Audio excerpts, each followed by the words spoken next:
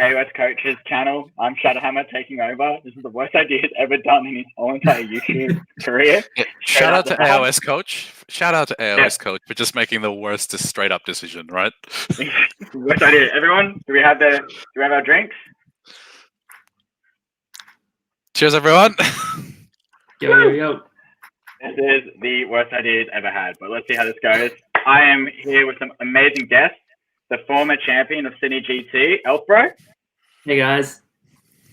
You guys may all know him from his YouTube channel as well, and an absolute legend. And then we got the famous. I just realized you seriously named yourself the Fruit Tingle. I mean, you gotta go on brand.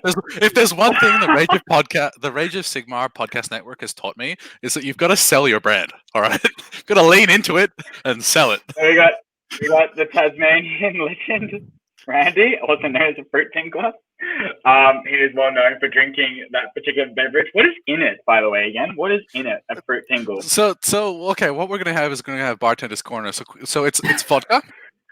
So it's one shot of vodka, followed by one shot of blue Karuka, followed by however large your vessel is, lemonade, and then a little bit of raspberry cordial on the top of it, and usually ice, depending on how big it is. So obviously, given this is a 1 liter container, it's 2 shots of the aforementioned alcohol, and then you consume lots of them.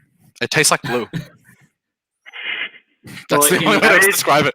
It tastes like the color blue. Prescott. Fucking poison. How many did you have at Lords of War? Look, final count, apparently 20 something, 24, 25. Apparently, the only thing I know for sure is Owen was saying that the venue said, I bought half of the fruit tingles that were sold. To be fair, the only reason they had fruit tingles at the bar upstairs was because of me, so that's probably why I bought half of them. Yeah, fair enough. So tonight we're going to go through the list for Cine GT, which is run by the coach. Pretty much the list that we've picked are pretty much lists that we thought were interesting, pretty competitive, and also some really cool ones. Like there are some pretty rad lists where we're just like, what the hell, this is amazing. I'm super excited to see them all in person as a TO because I'm helping out Anthony. I'm sure Randy's looking forward to like eating them with his snakes. And yeah, it depends. Some of them are going to be top table lists, and I won't be anywhere near them. But it'll be good to see how some of them go because some of these lists are really funky, really funky. Right, and then Hayden sadly can't make it this weekend, which sucks. Yeah, but I'm sure he saw some of these lists being like, "Thank God I'm not there because I do not want to play them." Oh man, there's some of these lists that are quite fun. Okay, so what we got here is Liam's so professional. Look at this. I am so organized. Okay, so first thing we're going to go is order. By the way, Magro was so impressed that I actually got this organized. Like he was impressed. So we're going to go through the order list. So the first list we're going to go through are Charles Black and Jason Harris, Fire Slayers, full-on naked bearded men. So Charles Black's list is from Ogor. His general is a rune father on Magma Droth. He's a general. He's got the warrior Indominate, Tyrant Slayer, and his trait for his little horsey is the Clawheart Ancient. Rune Master has the Prayer of Ashes. A Rune Smiter has the Forge Key. So I'm guessing that's the one that digs, right? Yeah? Digs? Yeah. No. Okay, Hayden saying yep. No, yep. I don't think Forge Key will be a weapon, man. It won't be a digger. Okay, won't be. Yeah. Salamander Cloak, Searing Heat, and then we got a Battlesmith with the Nusian icon. We've got a Rune Sun with War Axe, 30 naked men, 20 other naked men, 20 other naked men, 10 other naked men. But the 30 are Hearthguard and the other are Volkites. Lords of Lord, Warriors of Kimban, Rune Firewall. So in case the chat isn't aware, we know nothing about Fire Slayers. So yeah. hopefully that's come across by now. Yeah, I'm pretty sure this trait though is the -1 wound trait. And then from what I can tell with both of these like lists though, they get to like do a pile-in before you can like pile in at the start and pile in again. Like they can pile in twice the Berserkers. Yeah, it's Hearthguard Berserkers piling in twice. 4 up after save, walking across the table, not dying. It seems to be one of the standard Fire Slayer net lists. Good. Yeah. Like Just the net list. I think- So the one thing for people that may not be aware is apparently Chuck has not played this before. Like, it's a new army that he's No. taking into an event. So he's had a lot of success with different. He's had Skaven. I'm trying to think of what the other one he did well with was. He did Sylvaneth. Yeah, Sylvaneth. He had Sylvaneth. Daughters of Khaine. Yeah, Daughters of Khaine. So I mean, he's shown that he knows what he's doing. I'm pretty sure he secured his spot at Masters at the top of the rankings for the year. No, he was just taken out literally this weekend by pseudo Dan Brewer, Corey Papanini. Okay. Yep. Well, he did win. So Charles did win on the weekend as well. He did come first. But that's the event that Corey won is worth more points. So he'll actually be on 290. So we're waiting for the People's Champion, Matt Campbell, to come home with the perfect 3. So Jason Harris's one is a Rune's Father, also on a Magma Draft with a different trait, Fire and Endurance, Voss Axe, and Lava Adult. So those 2 Magma Drafts are very different. He's got a Rune Master, Battlesmith, another Rune Smiter on Magma Draft, a Rune Sun on Magma Draft. So this is a Magma Draft heavy list. Actually, wait, how many does he have? 1, 2, 3. I believe that's 4. He has 4 big beasties. That's a lot of Star collecting boxes. He's also in the Vostarg Lodge, whereas Charles is in Hemdar Lodge. Okay, so what does Vostarg Lodge do? Yeah, what does that mean, Hayden? For those of us that don't know, I think Vostarg is plus movement to. It's plus 1 charge. It's plus 1 charge rolls in the movement, and then in the movement phase in the first battle round, it's 6 inches or something like that. I think they all get Yeah, it's lots of extra movement. I've played Jason recently, and it's a really, really cool army. It looks amazing, and it's a really, really cool list. Yeah, and then he's only got 30 Hearthguard Berserkers, which is friendly. So it seems like the difference between Charles's list and Jason's list is the fact that Jason's just going, you know what, monsters are fucking cool. I want to put a lot of monsters on my list. So, like, really 100%. Interested to see how that goes. Because I think everyone's pretty much on the same page that it's Berserkers just do stuff, take things off. They definitely do stuff. Don't and die. He's gone for just 1 big block of 30, while Charles has gone for multiple big blocks. So they're 2 wounds each. Like, you don't mess with them. Like, that's 60 wounds with a 4-up after save. Yeah. So. Yeah. Like, Doors of Khaine is just like nothing compared to that. But yeah, so next list we got here is some Deepkin. So we got Tony Piver from 2d3 Mortal Wounds. He's taking Iron Rack. He's got Volturnus, an Idol on Mapland, Aspect of the Sea, a Soul Scryer. He has our trusty dwarf friend Gotrek, because he loves eels. And then we got 3 Ishland, 3 Ishland, 6 Morsar, 3 Morsar, 3 Morsar, 3 Morsar, and then the Maelstrom. Now, I'm pretty sure this is one of the lists that you picked, right, Hayden? Yeah. Hayden would have picked that one, Yeah, so there's 2 or 3 lists that are quite similar here, with Gotrek coming through. The one problem with Tony's list, unfortunately, is that Gotrek's not getting any of the bonuses from the Iron Rack Enclave because he needs the general to have that trait. The trait Emissary of the Deep Places. So the whole idea of taking Iron Rack is that the allies get the table. So Gotrek could have run and charge, strike first, retreat and charge with cover. Makes him even more scary. But unfortunately, it needed to be an Achillean King rather than Volti for that to happen. Yeah, and that's actually, like, to answer Lockie, does Randy even know anything about knowledge in armies? Well, actually, Lockie, that's why I picked Mike as Mike's list, because he's got exactly that going on. Also, he has 24 fucking eels, so that sounds horrible.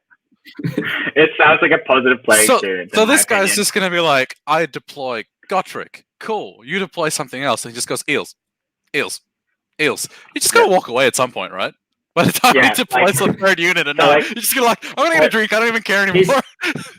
He's also got cogs. Good, right? So he's got cogs. So Gotrek is going in.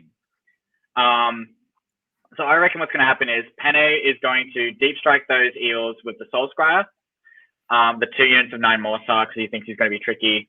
And then they're just going to go in and take it, whatever. And then Gotrek's going to be, and the Lions is just chilling, just being like, "What's up? Come at me!" And then everyone's trying to run away from Gotrek. So I reckon that's how all his game's going to go. I don't know the tides very well.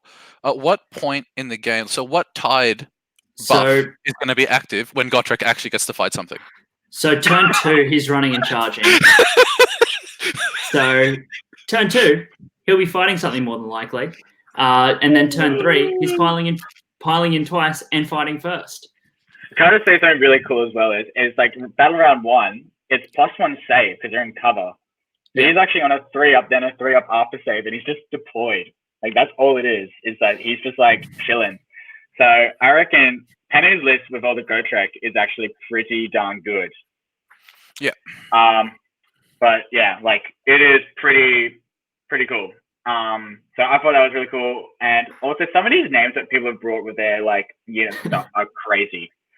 But what we got here now is another couple of Deepkin lists. So we got Ben Spinetti. The reason why I picked this is because he has 4 sharks. I'm disappointed if it doesn't have 8, but he has 4. If you follow Ben Spinetti on Twitter, I think there has been chanting to try and get him to have more sharks. He recently posted up some 2020, 8 sharks. Yeah, exactly. And then on top of that, there was some photos of him with plushy sharks. So I'm sensing a theme happening. And I don't know who may have suggested, but someone suggested he has to get a shark onesie and then play in the shark onesie while he's playing with a list full of sharks. Dear with God. plushy sharks. Yeah. The thing as well is, Spinetti with this list, it's actually a really good, clever list for the current meta.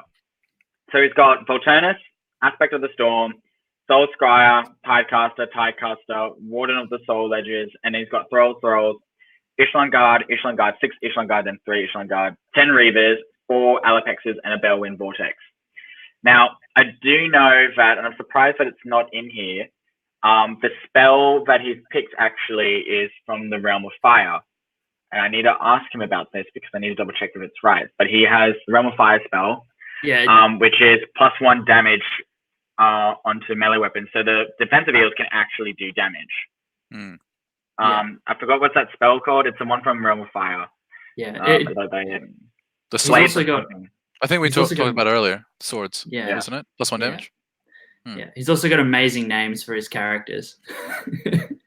I have. Oh God, it is. Samantha, Carrie, and Miranda. Are you telling me these are all from Sex and the City? It's sharks in the city. Oh, I love it. Oh man, I can already see. There you go. Spinetti's just said it's Inferno Blades. Yeah. Yes, Inferno Blades. That's right. Yeah. So that's actually something that people might not be aware of. So obviously with Sydney G2, you can take one of the spells from the realm that you've elected your army to be in. Yeah. Yeah. So some of these lists get a little bit funky based on the fact that they're playing off of that ability. So yeah, so I reckon. Oh yeah, it does say at the top it's foregoing the thing. So I reckon the defensive heal is actually going to be so good in this tournament because they are so pretty much durable and then they can do damage. Hayden Ford. The reason why I picked this list is because of his battalion. So he's got Volturnus, Soulscryer, Tidecaster, 6 Morsa, 6 Morsa, 6 Morsa, 6 Ishlan, 2 Alapexes, not enough sharks, man, and a Killing Corpse.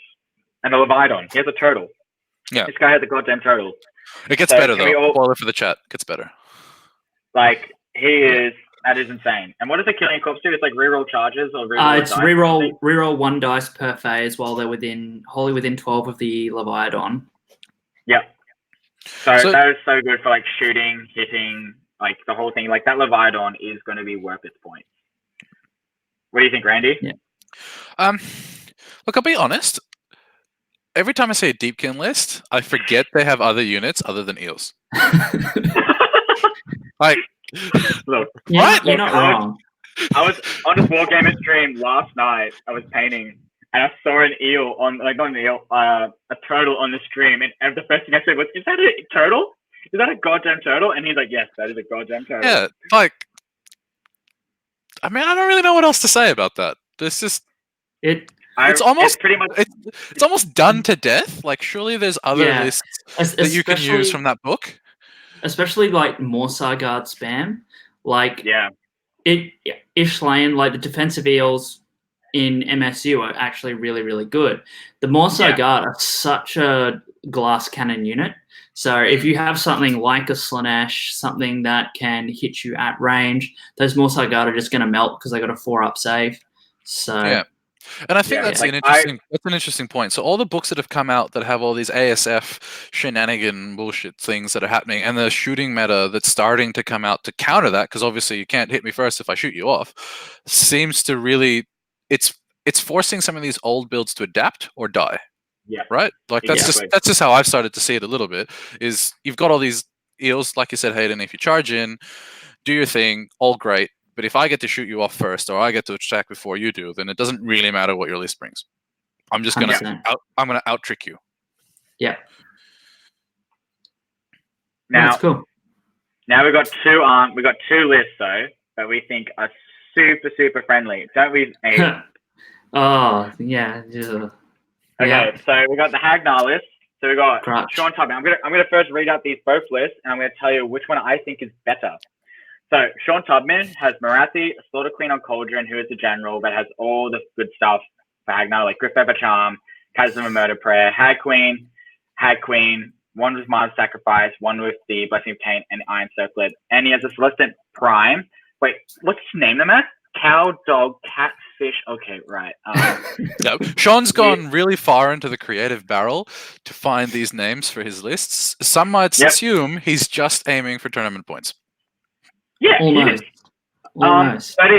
30 Sisters of Slaughter, 30 Sisters of Slaughter, 10 Witch Elves, 10 Witch Elves, 5 Canary Heart Renders, 5 Canary Heart Renders, Slaughter Troop. And then we got Jacob Hughes from Beast of Belko, also Hagnar, Slaughter Queen on Cauldron, with all the good stuff, except his artifact is Crown of Woe, which is -1 bravery. And then Chasm of Murder, Hag Queen, Iron Circlet, Blessing of Khaine, and then he has Bloodwreck Medusa, Marathi with the Withering spell. Then he has 10 Sisters of Slaughter, 10 Sisters of Slaughter, 10 Witch Elves, 10 Witch Elves, 20 Blood Sisters, 10 Heart Renders, 10 Heart Renders, a Slaughter Troop, and the Mouse String. Now, we all know what Hagnar Daughters of Khaine does, right? We can just put that aside. We don't have to talk about it. If you're new here, all they do is they get to reroll to hit, they get to reroll all their dice, and they're really goddamn good. And they're more durable than death to a T, and they're just half-naked chicks. That is what Daughters of Khaine is. That's Hagnar. And I think it's important to note as well, because I've seen a couple of things in the chat about how can you fit this much in the list. So if you guys have a look at the bottom, like Sydney GT is a 2,500 point tournament. Yep. So you get an extra 500 points worth of bullshit to stick into your lists. This is quite evident by some of the stuff that we have literally just been talking about. Yeah. So now this is the thing, right? I think Sean actually has the better list, right? The reason why is he's paid 130 points for a freaking battalion to lower his drops and an artifact and a command point. But he's also used and abused it because 30 Sisters of Slaughter that are hard to kill with the bucklers and the Hagnar thing, retreating and charging and like piling in 6 inches is way better than 20 Blood Sisters. Prove me wrong. I 100% agree. I actually, both of these lists were lists that I selected when I sent them through to Liam. So did Hayden. That's why this is why it's here. And the only note that I took, for those of you following along at home, I didn't take many. I just wrote both Daughters of Khaine lists feel strong. And if I had to pick between the two of them, 60 Sisters of Slaughter with Hagnar trumps 20 Blood Sisters. Yeah, 100%. I completely agree with that. As we just talked about, though, we got all the striking first shenanigans and all this stuff. Piling in 6 inches to negate that is way stronger than 20 Blood Sisters, which are just going to stand there being like, okay, cool, I'm going to die from a Keeper of Secrets. Like, that's what's going to happen. What do we think about the Celestant Prime, though? Like, I reckon he didn't want to paint any more Witch Elves. I think that's why it's there. Yeah, I'm going to say at the same time, I do like the fact that Jacob has double the heart renders. So he can actually pop down and shoot off, say, support characters or a big Keeper of Secrets with 20 wounds, 20 shots at rend 2. So it gives him a bit more variability in his play. And it's going to be more of a fun experience to play against. I think that's the other thing to note there is you're right, especially in the scenarios where your backfield's going to be important. Jacob's list has a lot more threat. I just don't know whether or not the maneuverability, because like Liam said, Sisters of Slaughter, they can run in, they can retreat. They might just run around you. Like, at that point. like retreating and charging is way stronger in the game at the moment. Like it is strong. It's like if your unit has retreat and charge, you're good to go to like pretty much play the movement game. So yeah, that's my thing. So these two lists are really strong. They're going to be up there in the top tables. I have seen a bit of Sean's conversion of his Celestial Prime. It's actually a Celestine. It looks sick. And it looks sick. Like it's like I actually now want to put primes in my list because of like I want to do that stuff. But that was really cool. But yeah, when I saw 36 of slot, I was like, dude, this is strong. Like it's a really good list. Also, I think he needs to work on the names, but that's all right. Love you, Sean. Good guy. He's a really top tier player. He's the New Zealand master. For all the Aussies watching at home, this here is the Australian master. Yeah, and shout out to the New Zealand guys for coming over. So that's going to be a lot of fun, I think, having them there. But yeah, so let's see what we got here. We got Adam Norris with his mixed order, and we also got Sam. We got Smorgan, who is also pretty much taking a really good narrative mixed order list. So Adam's list is Anointed on Frostlight Phoenix, Lord Ordinator, Archmage on Dragon, Spellweaver, 10 Glade Guard, 20 Glade Guard, 30 Phoenix Guard, 5 Evocators, 5 Canary Heart Renders, 5 Canary Heart Renders, Ballista. What do we think? This army is so pretty, man. Like, Adam is such a good painter.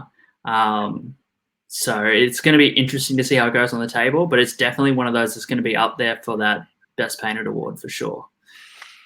I just like that it's a mix of some units that we don't always see. Like some people, there will be some people that will run the Frostheart Phoenix and the Phoenix Guard and things like that. But I just think it's cool to see some of those. I don't think we had too many lists that had a Frost. I think this is the only list of the Phoenix. Yeah. In all of the lists that are coming to Sydney GT. So that's kind of why I picked it, because it's some of those units that sort of fell out of favor, especially with the leaks for Cities of Sigmar, with what they've changed to the Frostheart Phoenix. I think we'll see less of them. So it's kind of cool to see someone bring in one. Yeah. So I thought it was a pretty cool list. Some different stuff that's definitely fallen out of favor in the Aussie meta at the moment, from my experience anyway. So yeah, it's just cool. So I really rate this list because 30 Phoenix Guard are hard to kill, straight up. Like, it's got the 4-up ignoring wounds, mortal wound save. Like, that there is super strong. Then we got 20 Glade Guard, which are great for that once per game -3 rend. 5 Evocators. I reckon it should have been a unit of 10, in my opinion, because I think they're just going to die. What do you drop for that, though? That's the question. Honestly, probably go even for smaller battle line, like things that are like worth 90 points, not 120. Yeah, but also remember this is GA order, so those ballistas, when they go down, that's where they're staying. Yep. Yeah, so I reckon he should actually just drop the ballistas and add in more Evocators and then add in Heralda for a run and charge. But that's just me. But I thought this was really cool for a mixed order list. But yeah, I reckon it'll be up there, mid tables. I don't know what he's like as a player. That's the thing. So, yeah. Now we got Smorgan. Now, please prepare for this ridiculous list, everyone. Like, everyone, grab your drinks. Let's have a sip quickly. So, before Liam even starts, I actually genuinely think Smorgan has the most drops in all of the lists. Like, look at the font. It's smaller. Look at it. Okay. Are we ready, guys? Go ahead. I am so not ready for this, actually. Okay, so we got Temporal Shard, Legendary Fighter, Sword of Judgment. We know what he's doing. Assassin with the Dimension Blade. We got a Skink Starseer with the Bridge of Shadows spell, a Knight Venator, a Knight of Zeros, a Sorceress, a Rune Smiter, 10 Arcanaut Company, both with Light Skyhooks, Bleak Swords, 10 Free Guild Archers, 5 Chameleon Geeks, 3 Engine Riggers, 5 Canary Heart Renders, 5 Canary Heart Renders, 5 Tree Res, 5 Tree Res, 5 Spite Res, 5 Spite Res, 5 Spite Res, 10 Hearthguard Berserkers, 1 Warhawk Rider, 1 Warhawk Rider, 1 Warhawk Rider, 1 Hunting Hound, Outcast Battalion, Quick Silver Swords. Yep. That's a mouthful. That is a mouthful. Do you want to know something funny? There's some units in this, and like just Outcasts Battalion. I don't even know what that is. Where is that? Outcast That's Battalion the 3x5 Spite Res. Yeah, it's all it does is he's literally done that because for 260 points, not even for like a tenth of your points, you get 3 units that are just going to probably hold objectives, And also, if you charge them and then you fail Battle Shock, you add extra D3 to it for 100 points, like 260 points in total. Like it is nothing. Plus, you're getting the extra command point and another artifact. Yeah. So the thing with this, I think that he's going to catch people out of sorts with is no one's going to expect this massive mix of stuff. I think for a start. Okay, so all it does is this has movement shenanigans going off the wall. You have tree revs teleporting everywhere. You have heart renderers up in the sky, ready to pretty much mess up your life. You got Warhawk Riders who are pretty fast. They don't do much, but they're 40 points of just fast stuff that's just going to come in and do some stuff. And also the assassin can hide, as someone has mentioned in the chat. You got chameleon skinks that are just coming on and off the board to go wherever they want. Like this has movement shenanigans going left, right, and center, and I think it's really strong. That dimensional blade is also rend 3. Cool. So I've picked Smorgan as someone who I think is going to podium, not just because I know Smorgan, but also because I know that when he plays lists like this, he's going, like, what he's aiming for is not to throw something overpowered or really well point costed at you and hope he comes out on top. He's going to run circles around you and he's going to make you feel stupid, which is unfortunate because he's my round one grudge. So I want to feel real dumb round one. It's great. Yeah. The coach brings up a good point too. The event is pre-cities and pre Orc War Clans. Yep. So there's going to be no Drakfoot. So all the Nighthorn lists are pretty much safe. And there's no extra Hallowheart stuff and all that as well. Yeah. And I guess the other thing that some of you may not know, before we move on to Paul with Smorgan's list, is he's playing another game with you, right? So he's playing the list building game, he's playing into Sigmar, but then on top of that, you have to guess what his models are.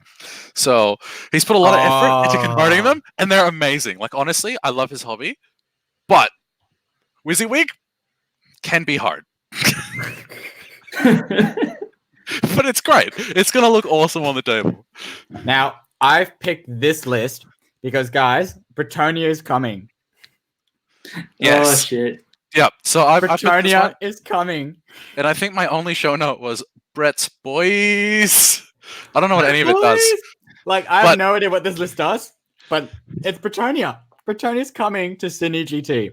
That's all I want to say. Paul, you're a legend for taking it. I have no idea what this list does. But the funniest part of it is that's Bretonnia. It's Bretonnia, and then it's one Gotrek. So here is an army. Oh shit! Didn't even see Gotrek. I might have in my cupboards. Also, I hear this guy's really good. Hey, honestly, can we all give him a round of applause quickly for taking Bretonnia? It's absolutely awesome. It's absolutely fantastic. Like everyone who's watching, give him a round of applause at home.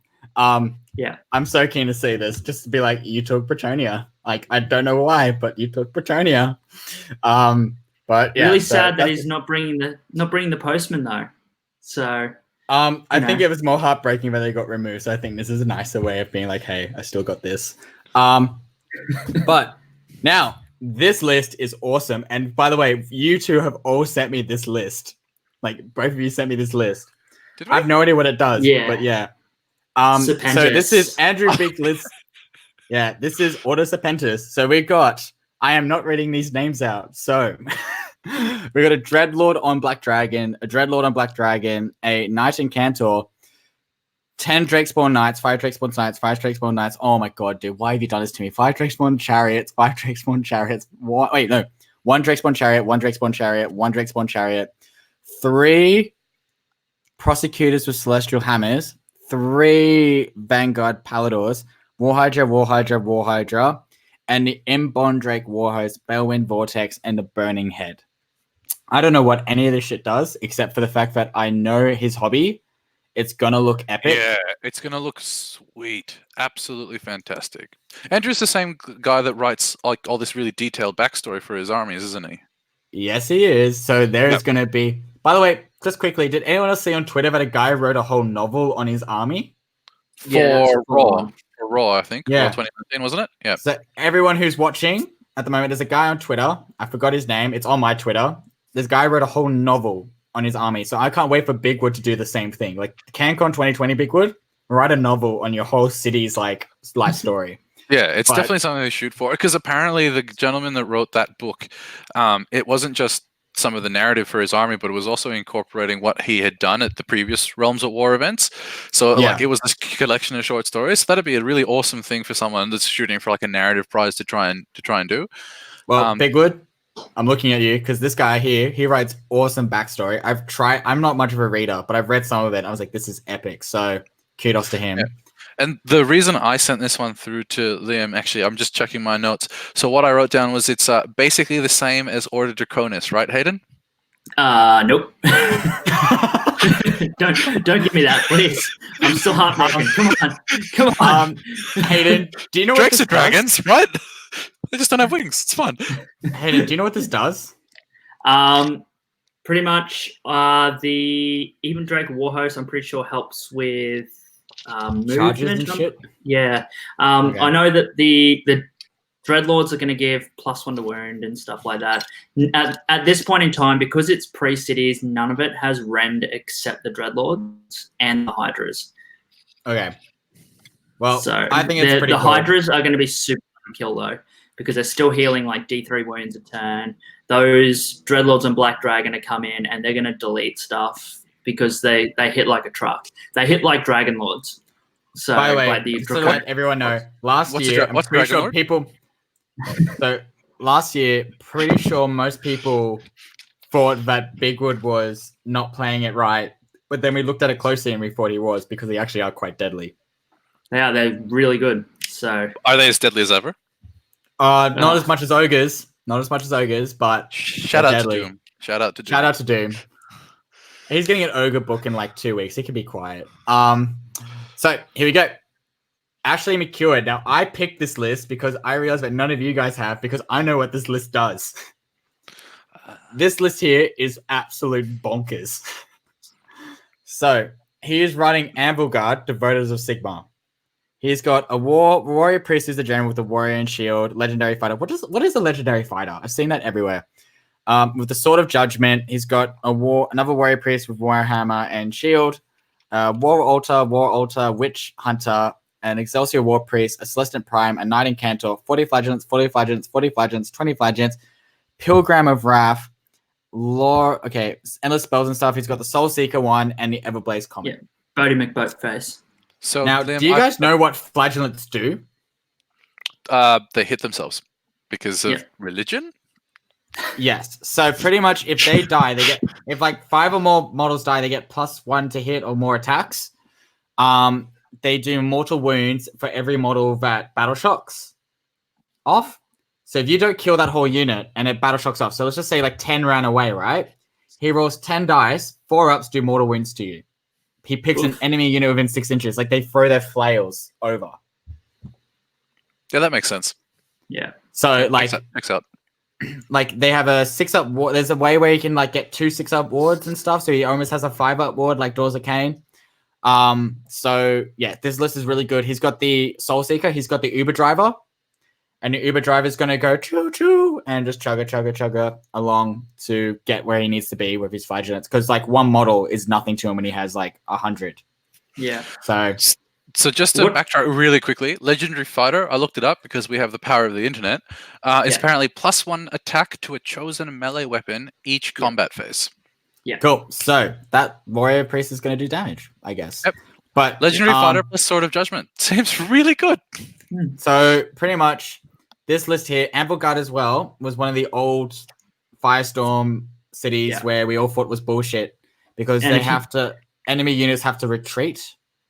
Yeah, and if they can't, they're slain. Yeah. So he has that. Since he has so many bodies, I don't think it's going to happen, but if it does, he has that threat. So yeah, so I reckon that's actually pretty cool. So this list is really cool. It's also Ash McEwen. He's the guy that brings weird lists and does well. He freaking ran Nighthaunt and wanted like a tournament with it. So that's why. What do the War Altars do for the list? They give prey. They pray to Sigmar, and they can give like 6-up ward saves or something. Sounds very thematic. Like the Flagellants, he picks a devoted Sigmar unit, and they get a 6-up ward save or something. Like that's all what they do. There are heaps of wounds. Also, he has heaps of like unbinding because he also counters like wizards or something, so he gets to unbind. Yeah. So, yeah, like I'm pretty sure that's what Walters do. I watched him play the other week for a battle report. It's really interesting. really cool. I was like, this list makes no sense still, but it's cool.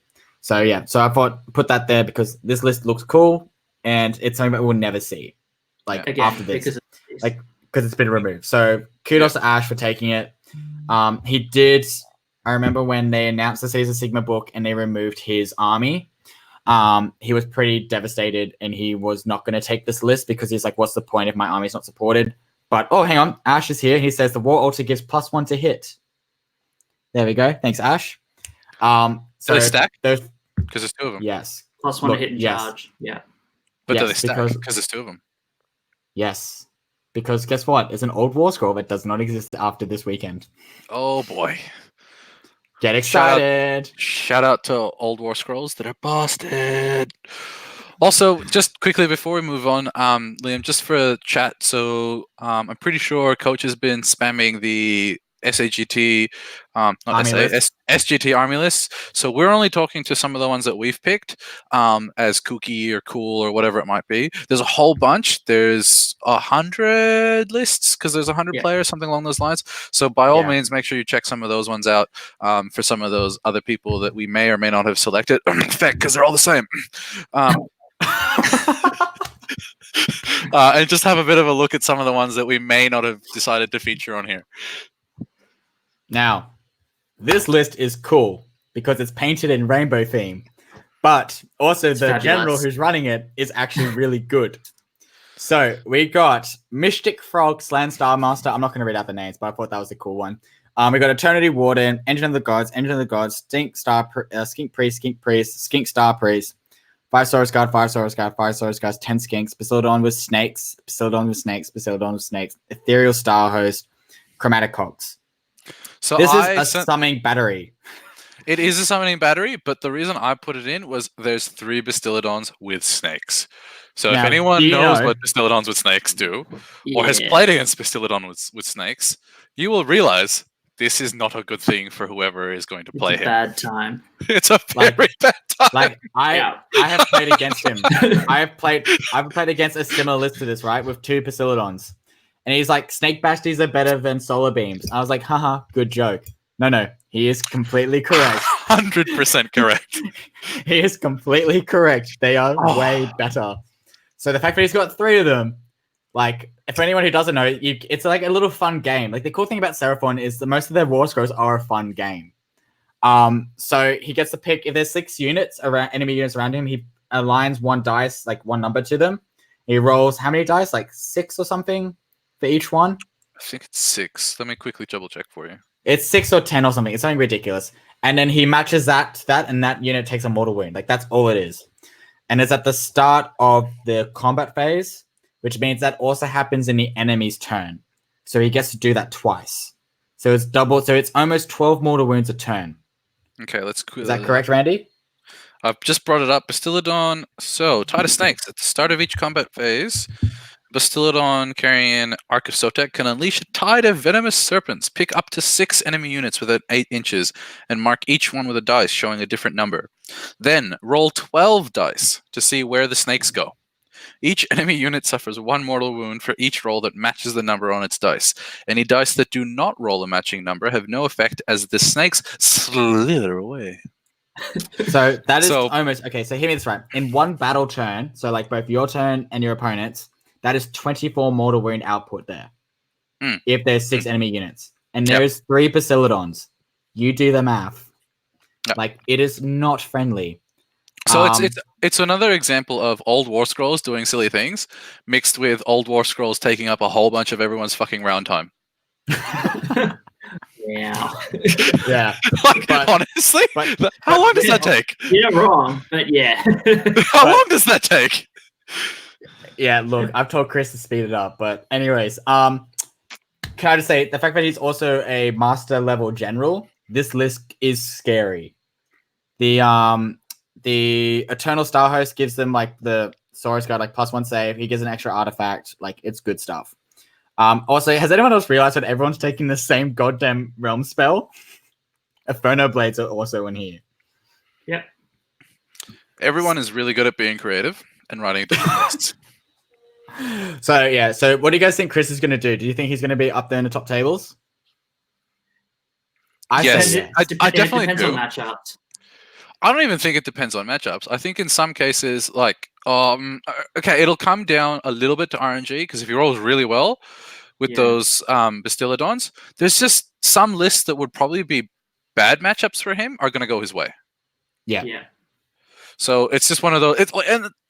Sometimes people are like, I think there was a thread on Twitter earlier today. You can't say dice rolls decide a game. Sometimes they do, and sometimes it's cool when you lean into that, especially with a list like this. And that's why I picked it, because the Bastillodons are awesome. They're a lot of fun. They're going to do something really funky, and when they pay off, you're going to hear. Well, I don't know Chris well enough to know if he's a yelling gentleman, but you might hear Chris going, "Yeah!" as his Bastillodons just take something. So Jack White just said summoning plus top player equals you better watch out, and that is correct. Yeah. I think that's a really good point. Seraphon, Slaanesh, who's another really good summoning list. The lists that do a lot of summoning, it's almost as important what's in their summoning pool. Yeah. That's Yeah. it. And By the way, that's he's the thing painted that- a lot of skinks. Yeah. that- For anyone that's the following thing. him, lots of skinks. That's the thing that would stop Chris. It's just someone flooding the board with bodies so he can't summon. Now, Hayden, you pick this list. Three don't people. know- Yeah. Because I I, don't- think it's really cool. I Now, really also- like. Can I just also say, for anyone who is coming on the weekend, please go see Brant's army because it is the best goddamn beautiful army you'll ever see in your life. You will gorge your eyes out. So he won CanCon Best Painted, is that right? I think so. It was him Yeah, and so- Danny Carroll. So out of 200 players, this guy came on top for Best Painted. So let's just say it's beautiful. So he's got a free guild on General Griffin, free guild general, Knight of Zeros, Battle Mage. Wait, they're 110 points now, but they dropped to 90? Yep. Oh, fuck. A lot of their Sigmar. spells have changed, though. Yeah. Okay, fuck. Well, it fuck doesn't really Mrs. matter. Sigmar.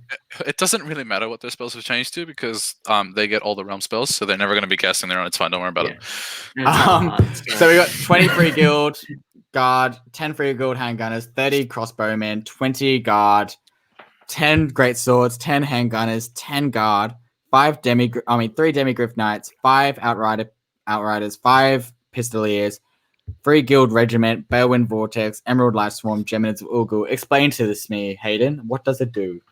So I just like the fact that it's still going to have the great companies. So he's still going to get all his counter shooting. He's still got he's got the crossbowmen. Yeah. No. Yeah. Oh, yes, he does. He's got So crossbowmen. they get the move before the game starts. Ooh. So okay, cool. So they get a 6-inch move before the game starts. So they go, cool, deploy. Okay, then you've got a unit of 30 moving.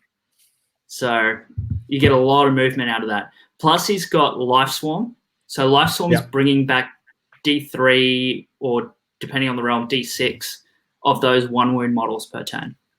Mm-hmm. So he's bringing back bodies. I just think it's a really cool list. And then if something is an alpha striking army, he's just going to go, cool, stand and shoot. Say goodbye to Keeper of Secrets. I don't care if I'm fighting last. Yeah. No, definitely. Yeah. So this is a good example of what an old Free People's list that might do well would look like. Shout out to Danny Carroll, who I think is in the chat. He is in the chat. I think he's upset because I said it's a beautiful army, but also Danny Carroll is an amazing painter. It's because Danny didn't have a display board, and I think that's a lesson learned. Ben just said it's the archers, not the crossbow. Oh, does he have archers? No, he doesn't. No, he doesn't. So he doesn't Okay, get there that we free go, movement. Doesn't get the free movement, but he still has the counter shooting against stuff that are coming at him, and crossbowman double shot. Yeah. Okay. Now we got 2 lists here, but I'm pretty sure when I first saw them were exactly the same. Yeah, so my show note for this one was quite literally when you copy someone's list and just make one small tweak. Can I copy your homework? Now they are both from anvils of Heelanhammer. They are both from the realm of Hirsch, and they are. I swear, what is the difference between these lists? Because I can't pick it. So you can see that Sean Bates has gone for narrative points and named his stuff. Okay, cool. That doesn't mean anything to me. Sean Haig has done the same thing. Oh no. Yeah, so you've got a Relicta in Bates' list that you don't have in Sean's where's the list. Relicta? In I can Hayes. see it. Yeah, there it is. Yeah. Okay. Yeah. Now we can all agree that these two lists are by far one of the strongest lists in the whole entire tournament. Well, I don't know anything about Stormcast, so I'll take your word for it. Liam. Okay, I just so thought it was pretty much hilarious. So, They look no, exactly the same. Okay, Randy, I'm going to tell you something that's amazing, right? Okay, all right, I'm ready. They are one drop. I'm pretty sure. That's The almost Bates one is 2 drop. Hayes Bates is is 2 3. shots, and Hayes is 1. Hayes is 3. Oh, Okay. Yep, yeah, here we go. Sean's weighing in. His is 2. The other one's Mine's 2 3. drops. Yep, His is right. 3. Okay. Now, Apples of Heal and Hammer, it lets you do hero phase shooting. Now, one of the battalions, I don't know which one it is, but all the Vanguard stuff has +1 extra missile weapon. So those long strikes now have more shots. Okay. All right. They So can what you're saying kill. is there's a 7th edition 40k list. Yes. Turn they one, they can- shoot you off. Okay. All right. Yep. Okay. They can. I'm pretty sure I've done the math right. I'm pretty sure Sean's list. I'm pretty sure. Yeah, Sean's list. Oh no, both lists can kill almost 2 or 3 Nagashes a turn. Hmm. How does that make 'Cause- you feel? Because they're all getting extra shots. Because also what he has is they each have. So Sean has 4 command points plus he gets another one, so he has 5 at turn 1. And then Sean has 4. That's so many command points to be like, you get to shoot, you get to shoot, you get to shoot. And that's in the hero phase only. How does that make you feel, Randy? That's fine. They'll be in the top tables. People that play on the top tables can worry about that. Just for Joel Graham, there's so many order lists because the percentage of order is quite high. We're going to get to death and chaos and stuff. Yeah. So, A4 Wings are the most busted unit, straight up. But yeah, that's all I'm going to say is that these two lists are so similar and they're going to be up on the top tables, and I hope there's a mirror match. Yeah. I will be buying popcorn and I'll be sitting on those tables and watching. Anything else you guys want to say? No, they're basically the same list. I don't understand how they work, but It's lots of. is this a net lots of list? shooting. Is this a net list? No, because it's 2,500 No. points. You cannot do this unless it's 2,500 points. Okay. All right. So for those of you out there that only participate in 2,000 point lists, you're welcome. That's probably good. It's probably a good thing. Princhy, I've only put in because Randy liked it. Also, I liked it because this is the only Space Wolf army that is coming to He's Sydney so GT. brave to take a 40k army to an AOS event. I mean, these guys are going to just rapid fire their bolters. It's going to be great. Look at all this shooting. It's fantastic. All Well it done, is, Nathan. it's anyone who's coming, find Nathan Princh's list, and it's awesome. This is what it is. It is a Lord Aquila, Lord Relictor, Ordinator, Skink Starseer, Liberators, Judicators, Vanguard Hunters, Aether Wings, Skinks, 12 Vanguard Raptors, Ballista, shooting you to pieces. Yeah. That's all it and is. for anyone that might think that we're taking the joke too far and it might be hurting Nathan, if you want to go back quickly, Nathan, Liam, just really quickly, you can see that Nathan leaned into it if you actually read what he killed all his characters. So Nathan, you're a fantastic sport. No, we told him. Oh, you told him. Okay, all right. We Well, told Nathan, him it sounds like your arm got turned on you, and I apologize, but I'm more than okay with it. Okay, so we got Death now. Now, Randy, this is your time to shine. This is probably the only 2 minutes where I can actually talk about something that makes sense. So, Now, you know, before you start, I'm going to read out the 3 Tomb King lists, and then you explain it, okay? I'll give everyone a brief overview. I won't bore anyone because no one cares. They're not real armies. It's fine. So, Randy, all these lists, they all have Tomb Kings and Exalted Chariots. They all got a Lich Priest, and they all got a Tomb King, a Tomb Herald, a Necrotech. Yep, that's all what they have.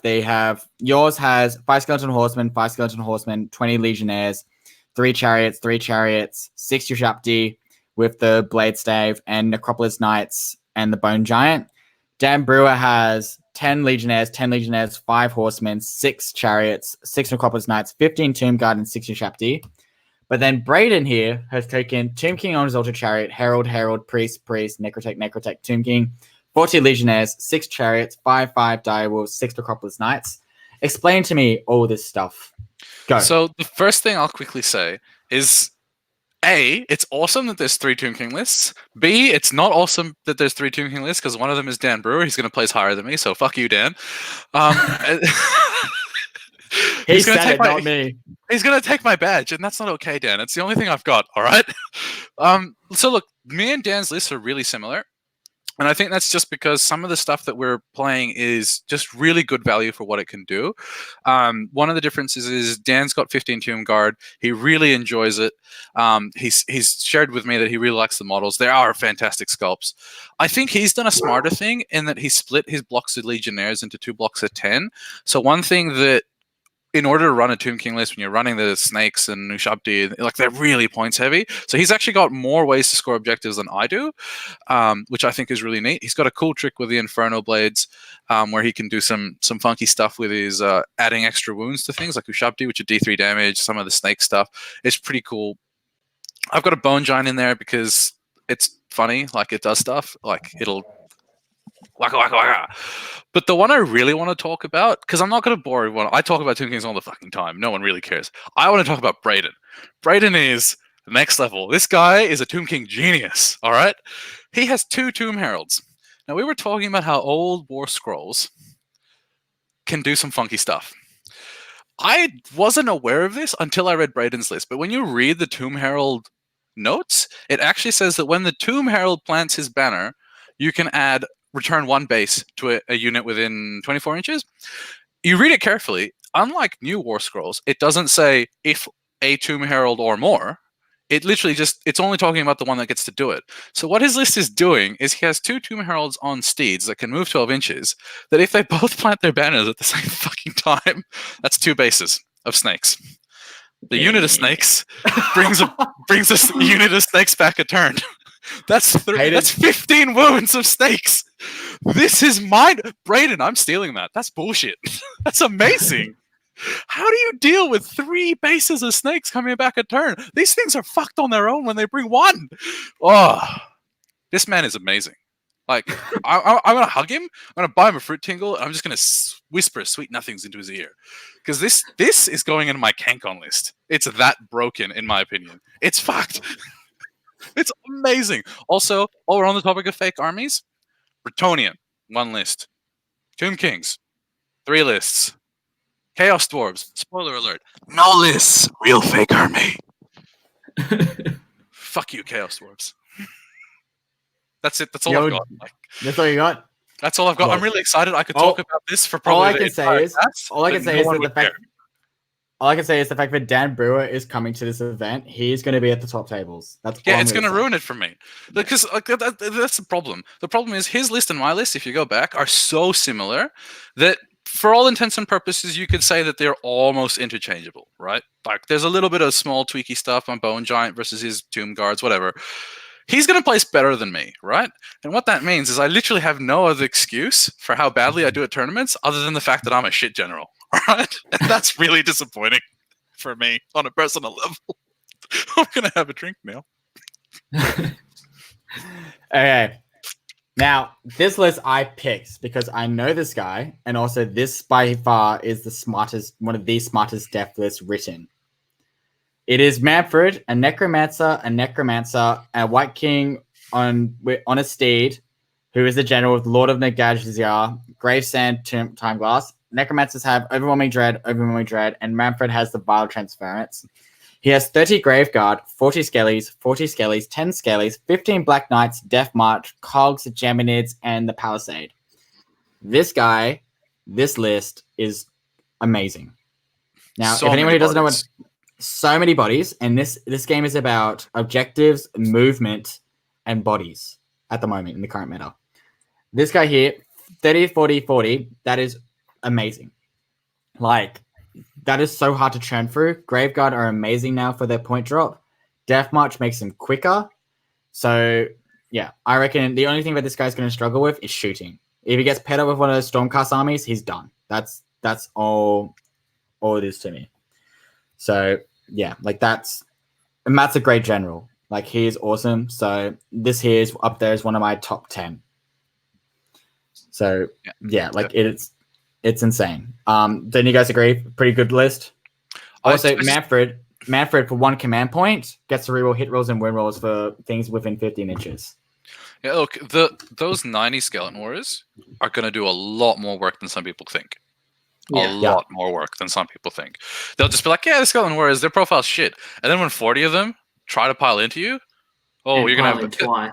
Yeah, exactly. Because the other thing to note is one of those units he's opted for ancient spears, which gives him the 2-inch reach. So if you do the math, blades and spears are roughly the same thing, but in the situations where he's going to be a little bit pressed for space, those spears are going to give him that advantage, and he's going to get to attack like he had the blades. So that's like if you don't know what you're playing against, that might catch you out. You might think this is good. I'm not going to get swarmed, and then he'll send that through if he knows what he's doing. So it's pretty cool.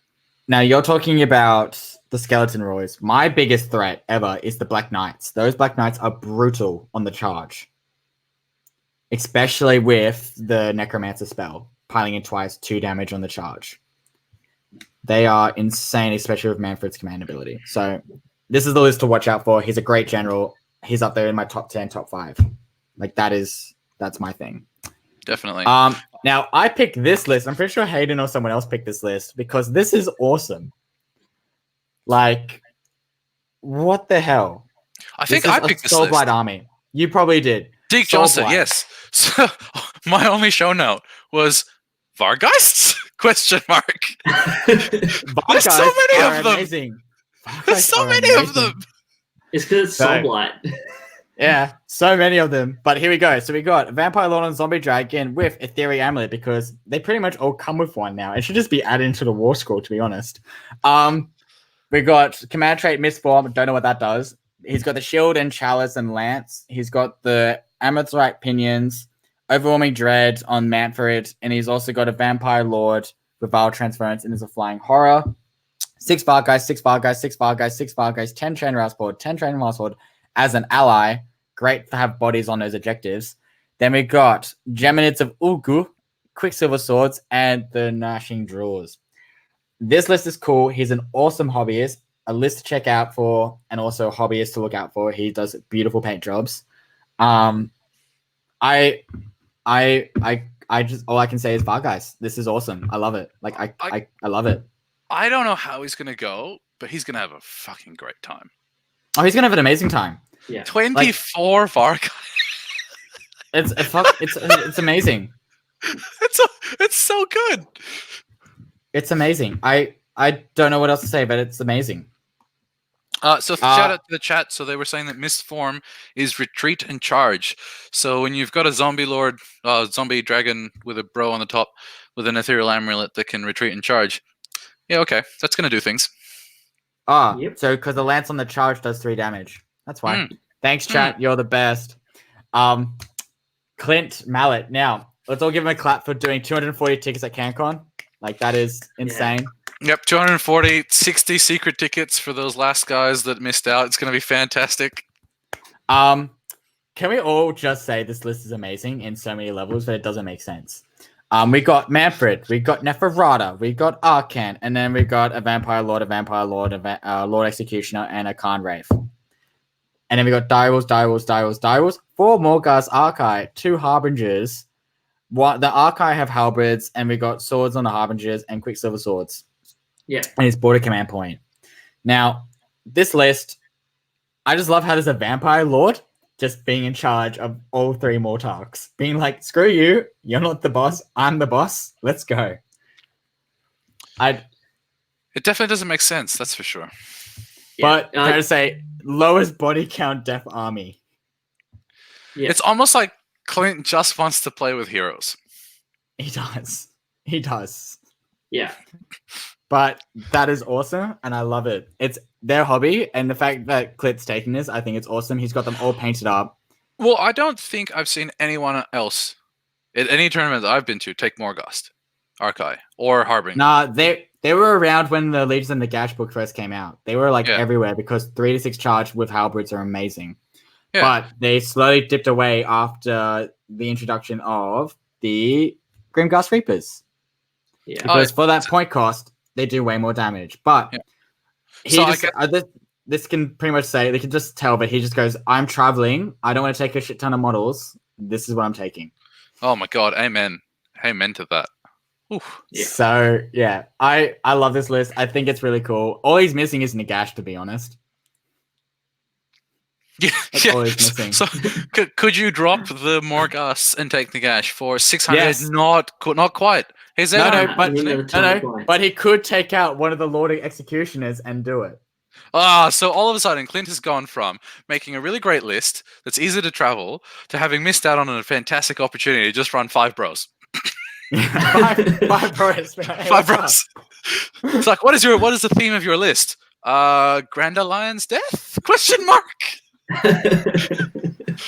Now, I've picked these. Okay, now when we get started with Flesh Eater Courts, as a Flesh Eater Court player, I was not impressed with any of these lists because most of them are the goddamn same. Agreed? So we were talking about this earlier, Liam. So I think I said that it's very hard to write a Flesh Eater Courts list that's bad.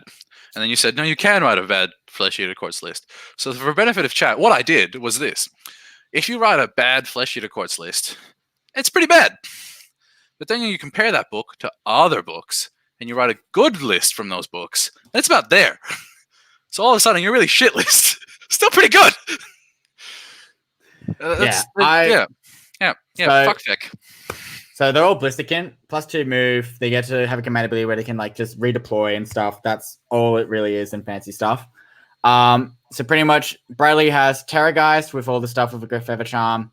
Then we have a Archregent, and then we have a Crypt Internal Courtier and Crypt Courtier, one that has the Eye of Hish, 9 Flayers, 3 Flayers, 10 Ghouls, 1 Corpse Cart, which is a good ally because they get +1 to cast for Death Wizards.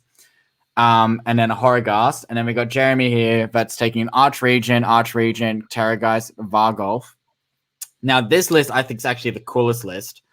He's got Flayers, Horrors, Ghouls, Terrorgeist, Mordants, Chalice of Ushlan. The reason why I like this list is because Mordants is an amazing battalion, but he's missing out on running 9 Horrors. They're great lists. I think they're cool. It's just nothing groundbreaking, if that makes sense. Like, if someone just took something different like Gristlegore or Horrelmon, I would be more impressed. But I will say, what is the Corpse Cart doing? It's +1 cast for Death Wizards. Yeah. Is that it, though? Yeah, 80 points to get +1 cast like a Walking Arcane is amazing. Because it moves with the Wizards. Yeah. But would you take that if you weren't playing a 2,500 point list? Is my question. Is it still that good? It's 80 points. It's 80 points. All right. Well, then my follow-up question becomes, have we seen that in another event before? Because I don't think I have. It's over in the UK and the US. Okay. But not in Australia. No. Australia, everyone just runs like mono. Yeah. Okay. Like when it comes to Flesh Eater Courts, everyone runs mono. Bradley's gone, I'm gonna break this and take this. Like even I myself wouldn't put a corpse card in there because I say I need bodies on the ASAP. Yeah. So but would you say that Bradley has gone, I'm gonna break this? Or would you say that Bradley has gone, hey, they're doing that. Did you do that? Yeah. I did that. He's done I that. did that. I've done that. Now that's my thing. This is my thing. Now, This is my thing. Now I we got made this. Gemma here. We got Archregent, Royal Terrorgeist, Zombie Dragon, written by Ghoul Kings, Infernal Courtier, 9/6/3 Flayers and a Dead Watch, 10 Ghouls, and a Chalice of Ushlan. All I can say is that Gemma's a good player. Agreed, Hayden? Yeah. She also took this list to the heats up at Mount Cravat and won the heat with it. And also added an extra 500 points in somewhat. Yeah. Because heats are 2,000 points. What do you think the extra 500 points is? Do you think it's the Zombie Dragon? I think it's the the Zombie Dragon. Dragon and some Flayers. Right, so she took the Zombie Dragon last time. I think what she's added is extra Flayers. I think she had a couple less, and I think she summoned on the Courtier last time instead of starting with it. All right. Okay, makes sense. But that's it. All I can say about Flesh Eater Court lists is they're all pretty much the same. So if you're going to get Flesh Eater Courts, they all do the same thing. They just pile in the hero face. That's all it is. To be fair, we're giving Flesh Eater Court lists a lot of flack for good reason. The book is broken. Anyone that plays it should feel bad. But the generals that we have showcased, so Gemma and the two before, they're probably going to do really well. I'm pegging Gemma. Bradley's good. Yeah, I'm pegging Gemma for top 4, top 5, top 10, probably. Yeah. So remember, there's 90 plus players. True. Yeah. Anything can happen in that when you start branching out into It's- that. You never know. Dan and- could have a really good run, win the whole event, make me look bad. But Hey, I reckon this is a good list. But yeah, I Gemma would is love one to of see- the really good players. But I just would love people to start seeing that there's other good stuff in that book, like horrors and Holomorn. Like I took that to Lords of War and other events, and I did. Like it's good. There, that's in my opinion the most busted court. But everyone's like, no, it's too hard to play. Too bad, so sad. Anyways, Destruction. Let's do this now. The reason why I picked this artwork for Destruction is because the list that's coming up is the most amazing list in the whole entire Cine GT. I feel bad that I Lachlan don't remember it. McLean. Oh, Lachlan yes. McLean. Here we go. We have Scragrok the Loon King, Cave Shaman, Web Spinner on a Big Spider, a Web Spinner Shaman, 60 stabbers, and then 20 stabbers, 20 stabbers, 20 stabbers, 20 stabbers, 15 Boingrot Boundaries, and then we got a Pendulum, Geminids, the Moon, Mork's Mighty Mushroom, Palisade, Purple Sun, Quicksilver Swords, Arachnator Cauldron, Scuttle Tide, and Soul Snare Shackles. Hell yeah. So This- you know the theme of this list is magic? When the endless spells are longer than the battle line. Yes. Yep. This There's more is spells. awesome. It's battle. But the funniest This- part is because it's Gitz, it's still how many bodies is that? 60. That's 140 bodies. It's 140 bodies. But all can come back on a 4-up. Yep, that's Yep. true. That's Like disgusting. how cool is this list? Yep. I think This this is- is I don't know who this guy is, And but if he's a good Arachna general, Arachna Cauldron gives you +1 to cast as well, doesn't it? Once you I summon think it. so. And then you get access to all the spell lore. Yeah. So oh my goodness. I Can we think move on? this- I don't even want to look at this anymore. No. Like this So hurts. what I love about this is that if he comes up against Gotrek, Gotrek's going to have a real bad time. He's He's gonna got have a whole shit bunch of time. endless spells to run around. He's gonna I have such a bad time. And also, he's at -1 to hit because the stabbers all probably have freaking who cares? He's messes. never going to fight them. He's going to see. This is basically how you build the rat trap when you don't play Skaven. You take Gloomspite Gitz and just a whole bunch of fucking wizards. And then Like you go second. this is amazing. Like when I saw this, I was like, oh my god, give this guy a beer. Whoever Lachlan, come find me at the event. I'm buying you a drink to do this because this If is he- insane. If he casts all of his endless spells in one game, I'm buying him Fruit Tingle. That's what's up. That's what's up. There That's we what's go. up. So you're getting That's two what's up, free drinks Lachlan. out of us. That's You're what's getting up, two free Lachlan. drinks out of us. This is insane. I love it. So someone in the chat said that you can stack up to +3 to cast. Ugh. Okay. We got this Ryan Shanks's Hayden list. Is that right? You picked this list, Hayden? Yeah, so this is actually Ryan Shanks is Mr. Ham Solo. So he is one of the regular guys up here in Brisbane. This is one of the real pretty lists as well. This guy Okay. wins a whole bunch of painting comps up here. One of the really good commission painters up here, and he knows what he's doing with these grots. Okay, so I've seen him. So his list is a Cave Shaman, a Mangler Squig with a Loon Boss on top, who's the general with Fight Another Day. So he's hitting and then running away. And then we got a double gang cloak, so do some cheeky shit there. We got Hand of Gork, Trogoth Hag, hell yeah. 40 shooters, 60 stabbers, 5 Squig Hoppers, 6 Herd, 10 Bounders, 5 Fanatics, and Mork's Mighty Mushroom. I reckon this list is like, I got bodies. What do you have for dinner? And I don't have an answer to this, honestly. I have bodies, and what do you have for dinner? Yeah, because I have no answer to this. Like, I don't think I want to eat after seeing this many like grots.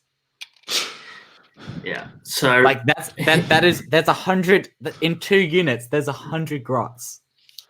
yeah, you just look at it and go, cool. Well, he's already put it on there, but he's got 2 guys with Hand of Gork, right?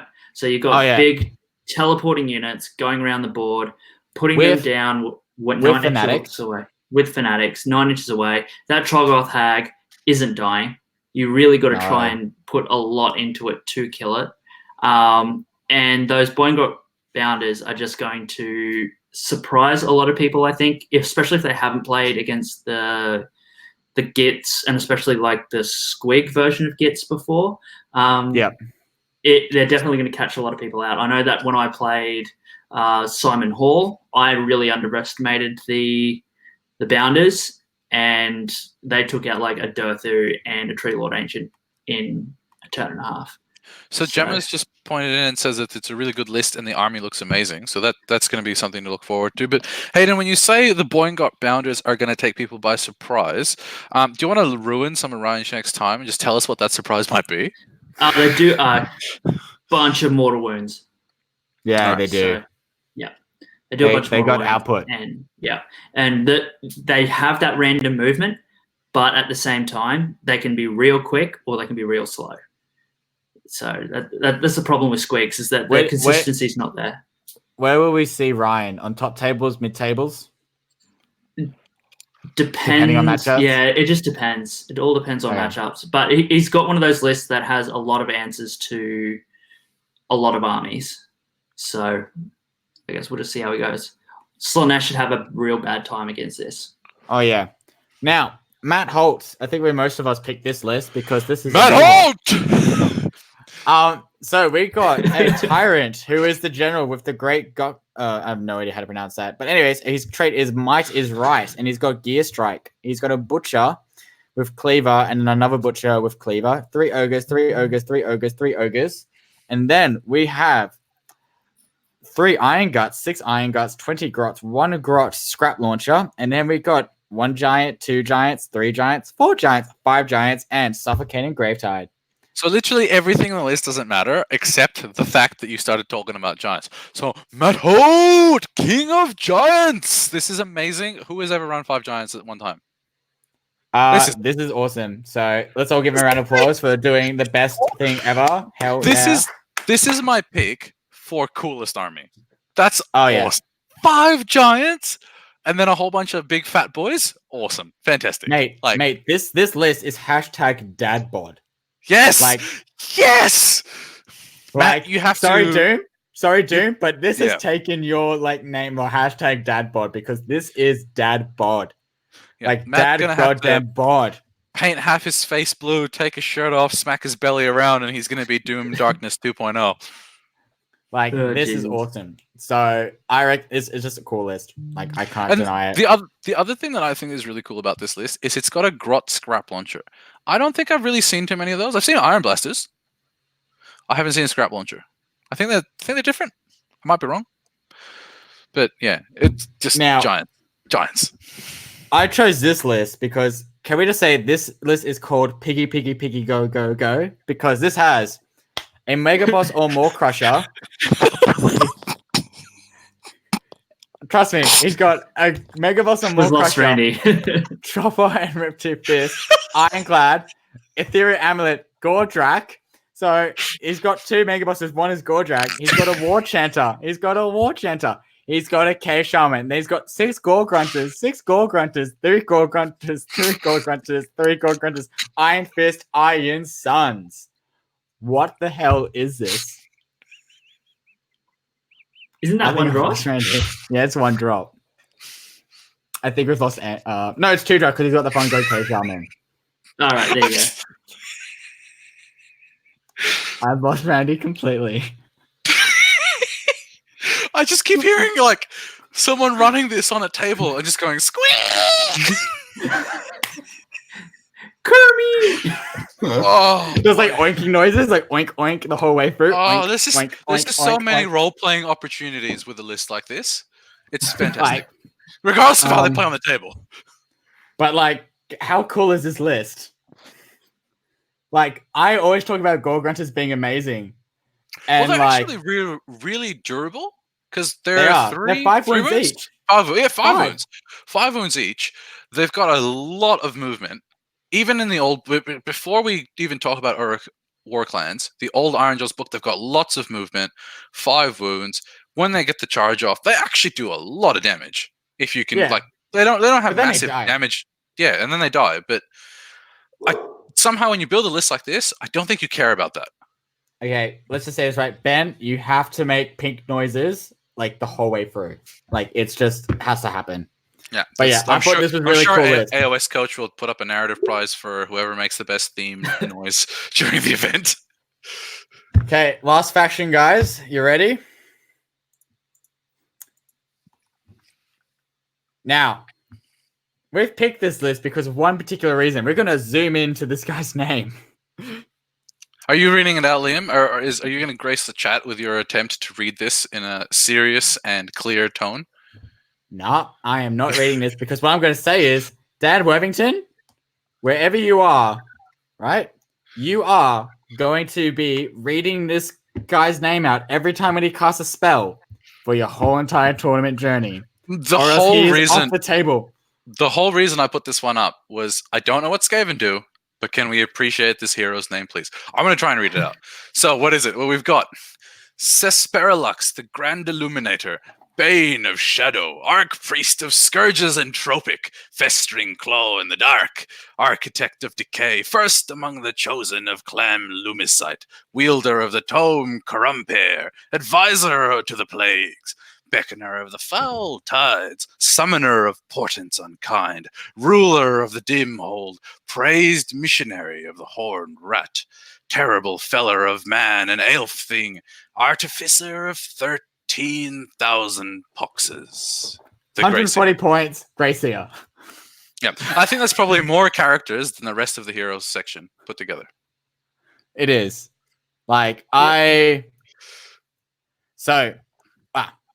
So pretty much the only reason why we picked this list is because of that name. Dan, if you're watching, That's not entirely true, Liam. Because if you look at the battle line, you will see a surprisingly large amount of plague monks. 40, 80, 120. That is 200 plague monks. Yep. 200 plague monks, yeah. That is a bad time. Yep. Dan, can we all just say he's got Krisek the Blind. What the hell is Krisek the Blind? I don't know. Verminlord Corruptor. Yep, there you go. Oh, right, okay. Verminlord Corruptor. We got the Plague Priest of Plague Furnace. Then we got the Torn Plague Priest on Plague Furnace. And then we got 40 monks. And then we got Congregation of Filth, Warp, Lightning, Vortex. Sounds like a fun time. Yeah. So Dan not only put the most effort into writing his name, but he's also put the most effort into ruining every opponent's time. Yeah, by the way, if that guy is rocking up with a dice rolling app, I am smashing his phone. If you have to play against 200 plague monks, do you just buy him a beer and leave? Yeah, you do. Would that be a better time? But these two lists got picked, in my opinion. So we got Michael Cretan. Yes. Gracia on Screaming Bell with the Master of Magic, the Staff of Rightful Supremacy, Law of Ruin, Death Frenzy, Plague Priest on Plague Furnace, Verminlord Corruptor, 15 Plague Censer Bearers, 15 Plague Censer Bearers, 40 monks, Plague Claw, Congregation Filth, and the Full Rain Congregation. Hayden, explain this to me. I don't know what it does. Yeah, so this is one of my picks to actually win the event. So Mick is one of the best players in Australia. He is constantly up the top tables of every event that he goes to. And he's got lots and lots of practice against lots of different armies. Starters, you've got 80 Plague Monks. And the whole reason he doesn't have more is because he doesn't want to actually, roll a whole bunch of dice. That's why I say Censer Bearers.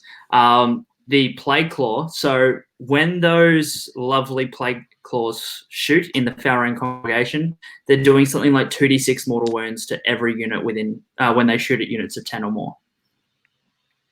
Oh, right. Yeah, and they don't need line of sight. Cool.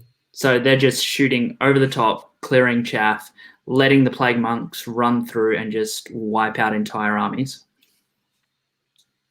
So Skaven is a good positive book. play experience. Mick is one of the nicest and best people you will ever play against. Oh, so even though when it is this kind of list, Mick will make it a positive play experience. Is that because while he's pushing your shit in, he's tapping you on the back going, "It's all right, buddy. It'll be fine." He actually does that. Not that nice. We've got just- 3.5. make- We've got 3.5 hours before this is over. It'll be fun. Okay, so Joel Graham, I'm pretty sure read Dan Brewer's list and add an extra 500 points. Because all it so is he a did Vermin a Lord. Corey. This isn't Tomb Kings. He did What a are you talking about? Corey. He did a Corey. He did a He literally saw Dan Brewer's list from Saggy T and goes, "Oh, that's busted. I'll take that." And I'll just add 500 points. That's all it is, really. So we got a Vermin Lord Warpseer, Greyseer on Screaming Bell, Warlock on Bombardier, Greyseer. The Warpseer is the general with the Master of Magic trait and the Suspicious Stone. Then we got the Greyseer on Screaming Bell with Death Frenzy, and then we got more Warp Power. Then we got Skitterleap. Then we got 40 Clan Rats, 20 Clan Rats, 20 Clan Rats, 20 Clan Rats. Then we got the 30 Acolytes, 9 Jezzails, 40 Plague Monks, Geminids of Ulgu, and Warp Lightning Vortex. This is literally Dan's Brewer list. It added an extra 500 points. But what are the extra 500 points that he's added for those of us that don't know? Also known as me. I don't know. Pretty sure he added the Plague Monks. And he's also Plague added Monks Clan. and the Warp Lightning Vortex. Yeah, And the and Gemini. he So he's also, added the endless spells. like that's all it is really. Yep. So He's added the Um, he added the endless spells and the Plague Monks. And I think it's all important it to is. quickly Except, call however though, he has less Clan Rats than Dan Brewer. Dan Brewer usually runs 2 units of 40. out. Okay. So that's what he Yeah. also did. Yeah, but he had to. It would have been 2 units of 40 and 2,000 points. So it is Yeah. the same amount of bodies. He just had to split it up because it's 2,500 and you need that 4 battle line. Yeah, that's all I it think is really. the underrated thing that you may not have mentioned, Liam, and that's all right, I'll forgive you, is that one of his Grey Seers is called Biggie the Small. And that's dope. That's really cool. Shout out Joe Yeah. Graham. That's I like that. I like that. You got my approval. Yeah, it's a good list. It's got Jezzails, it's got Plague Monks, it's got Acolytes, it's got the good stuff. It's got the good stuff. You'll probably see him at the top tables. He did well on the last weekend, from what I could tell on Twitter and stuff. But yeah, all I've seen really is that this is literally like what Dan Brewer usually runs at 2K. So yeah. Now we all can agree that this man here needs to win. People's the event. champ. The people's guy- champ. Let's this go, guy- boy. For anyone who is new to the AOS scene of Australia, or this guy here has turned up to only 2 events this year. 2. And he has taken out both of them. And one of them was the largest event of AOS in the world. Can I be a little bit of a downer and counter that point and say that instead of winning, what Math should do is show up and fuck up and just completely lose. Just completely screw everything. Like, screw everything up. Come like bottom 5, whatever it might be. And then at CanCon next year, he's just like, I thought I had you, but actually, and then he just wins again. Otherwise, he's giving away secret list tech, right? Yeah. Hasn't he run this kind of list all year and like the last couple of years? Yeah. This is whole, like- literally this is literally his go-to list for the past like year and a half. Yeah. And actually, if we're actually being serious for a moment, it got better with the new book, didn't it? It Oh, did. yeah. It really did. Because got Tyrants of Blood is nuts now compared to what it used to Oh be. yeah. So, for anyone who is listening at home, this is got a Wrath of Khorne Bloodthirster with the Mage Eater trait and the Skull Shard mantle. Scarbrand, Bloodthirst of Incendant Rage, Bloodthirst of Unfettered Fury, Skulltaker, Blood Secretor, Slaughter Priest, Scar Blood Wrath, 5 Flesh Hounds, 5 Flesh Hounds, 5 Flesh Hounds, 5 Flesh Hounds, 5 Flesh Hounds, Murder Host, Tyrants of Blood, and Hexagore Skulls. This list is bonkers. Because you know why? It's because I know maps, and this list is bullcrap. Good. What I love about this list is that each of those flesh hounds is an unbind. It's an unbind. He is Yep. saying, "Oh, you got spells? Hold my beer. I am going to Yeah. unbind it."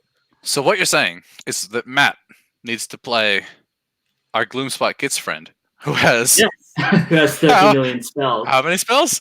So that when he like casts things, the Hex Gorgeous Skulls blow him up, and all the Flesh Hounds go, "No, bro," and just roll dice and say no. Just let you know, he's smart. So he'll probably use his Khorne Altar, put it near his opponent's zone to give them -1 to cast. And then also I'm pretty sure one of the Bloodthirsters gives -2, like when he like unbinds, it gets +2 to unbind. So he's pretty much saying like, good job, Gloomspite. Take this. And just like pretty much if your army is all magic heavy, this army just goes, no, not today. You're not casting spells. So we've talked a lot. We've talked a lot about how a list is good and what that's going to do to help it win games. I think it's interesting with Matt's list, just because he won CanCon last year and it'll be fun. What's good against this list? What's going to do well to stop this list? What do you think, Hayden? You're a player who won last year. You know things, right? That's apparently. So the Stormcast shooting list should have a real good time against this because it's a lot of Ren 2. Bloodthirsters only have a 4-up save. So Ren 2, lots of shooting, lots of shots. Those Bloodthirsters are going to just disappear. Especially Bates, like those two big shooty lists with all the long strikes will just have a great time with this list. At the same time, it's hard to tell because it's Matt. You know, he went up against a KO army that should have been that should have shot him off the board and won. Yeah, good point. Yep. Good point. He knows like Matt, like as you can see on the top here, he's a Clan Filth member and he is definitely there. He is a great player. I've played against him a few times, and I gotta say, it's always a tough match going up against him. He's a good general. He knows his stuff. Here's my shout to win, unless he gets paired up with one of those Stormcast lists. Yeah, or Skaven. I reckon like anything with heaps of amount of attacks will do this. However, though, those Hagnar lists that we mentioned earlier will be durable against this list. Because it does have mortal wound output and they negate it on at the same time, though, that instant rage can pop hags. Yeah. Yes, it can. Those but they also have a 5-up. Yeah, but a 5-up can only go on 1 in hag. That reroll can only go on 1. So if you have that reroll, say, on your Morathi or you have it on your Cauldron, those little 5-wound hags, if they're taking 8 mortal wounds, you're in for a bad time. Like... And the Plague Monks as well, because they still get to swing no matter what. Is that right when they die? Yeah. So like you charge into those Plague Monk lists, you're gonna like doesn't matter what ASF shenanigans you might have, they're gonna get to smack you around a little. Yeah, that's it. Yeah. So good list, good general. He's gonna be at that in the top tables. I wish everyone the best of luck against him. It's a really good list. Now we got Slaanesh. Now, Hayden, you know this more than I do. I picked this one myself. I picked this one myself because it has Kairos. So we got a Keeper of Secrets, and this is from Godseekers. This is Robert Reimer's list. So we got Keeper of Secrets, we got the Ritual Knife, we got Speed Chaser, Cameo of Dark Prince, another Keeper of Secrets of Ritual Knife. We got the Inferno Rapturous, and then we got the Epitome thing with Sword of Judgment, Herald on Exalted Chariot, Kairos Fate Weaver as an ally, 10 Demonettes, 10 Demonettes, 10 Demonettes, 5 Hellstriders with Claw Spears, Supreme Cyberites, Cogs, Mirror, Spell Portal, Purple Sun. Yeah. So with this list, I love that he's got the Veronicas as his epitome. That is one of the other favorite names for this bloody event. What we do have is those Keepers of Secrets, obviously having that Locus on a 2-up. Kairos is in there probably to change that dice on a key Locus. Yes, so, that's pretty much what it is. Or for a spell that needs to go off. Yeah, but at the same time, though, you've got the Umbral Spell Portal and the Mesmerizing Mirror. Mesmerizing Mirror is one of the most busted endless spells near the Rat Trap, because the minute you move away from it, any kind of move, if you finish further away than when you started, you're taking D3 mortal wounds. Yep. So you're going, cool, I'm going to put it in base to base with like these 2 or 3 units. Sweet. If you move away, those units are taking D3 mortal wounds. So you're trying to lock in characters, you're locking in units so they can't move. And like Jack pointed out, Slothful Stupor as well. So it gets crazy. Right. He's a good general. He's good props. I reckon he'll be on the top tables, but we'll see what the matchups give him. Now, these 2 lists you picked, Hayden. So we got Ryan Hooper's list. We got Keeper of Secrets with Citrus Hand, Thermal Rider Cloak, And then we got Prodigy of Damnation, Keeper of Secrets, the Citrus Hand with Ignax Scales, with the Slowful Stopper. We got an Epitome with the Crown of Dark Secrets, with the Hysterical Frenzy, Herald of an Exalted Chariot, who is the General. What the hell? What? Yeah. Yeah. What? Okay, Thrill Seeker. Thrill Lost Seeker is Connect, run in Vein of- charge. Yeah, I know Run in Charge, but okay, hang on. Herald on Exalted Chariot with the Born of Damnation, and then we've got an Infernal Raptures, Hellstrider, Hellstrider, Hellstrider, Hellstrider, Hellstrider, Supreme Samurai, Seeker, Cavalade, Spell Portal, Mirror, Cogs, and Palisade. What? Yep. So the Cavalcade gives 6-inch pylons. So Right. all of those Hellstriders and the chariots are piling in 6 inches. Oh, that doesn't seem like a bad thing at all. Yeah. Depends if he's using the Blade Bringers in the Cavalcade or whether he's got them in the Saborites. Because Saborites is every single hero, like Slaanesh hero, in one. So if he's got, 1, 2, 3, 4, 5, 6, he's probably got them in the Saborites, which means he's generating an extra command point every turn as long as everything's alive. Also one. Yep, so it's a spec and pretty much a free command point. Thrill Seeker will be on the Chariot when he'll run up with the Keeper of Secrets with Thermal Rider. So both the Keeper of Secrets and the Running and Charging Chariot are piling in twice, pretty much turn 1. Great. Yeah. Okay. Hoops is one of my mates, and he just came second at Toowoomba this weekend. Okay. With a very similar list to this. And he does real well. Just quickly, So- Simon Hall, to answer your question, no, Cities and Warclans are not legal for SGT. Yeah, so this is the last time where if you have a look at the SGT lists, the free guilds and some of the Ironjawz and Bone Splitters, I think there was a Bone Splitters list. They'll be legal. So yeah, we're moving on after that. Now, we got Mitchell Hines. We got Keeper Seekers, who is a general. This is also God Seekers.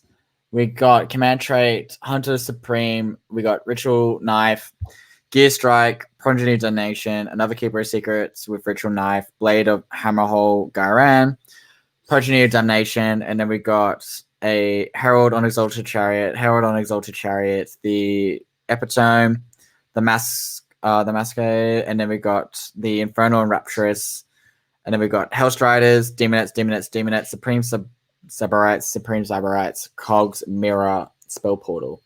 Now, this list... Yeah, this is one that we had a chat about. I don't understand the logic. Like, So I know he's trying to go for 2 command points. I get that. yeah, But there's going to be times where he's not going to get any if he rolls way too high. yeah. It's not worth the risk. May as well just put 'Cause one it's- in and Yeah, because it caps out 3 to 6. That's why he's gone twice, I'm guessing. then do one But- less hero. I myself would have literally done 6 heroes and then done the Demonette one if you wanted lower your drops, because it's not worth taking the risk to trying to get 2 command points when you could get none. Yeah. I'd also like to point out that every one of these guys has double keeper. Oh, it's almost like it's the best thing in the world. Yeah. Remember How what to I said sell- about feck lists? And when you write a bad feck list, it's about there. When you Yeah. write a bad Slaanesh list, it's like there. Yeah. Like, It's almost like some I'm of not- these books in that release were great. I honestly, I myself, these Slaanesh lists, I'm just disappointed that there's no Fiends. I'm so sad.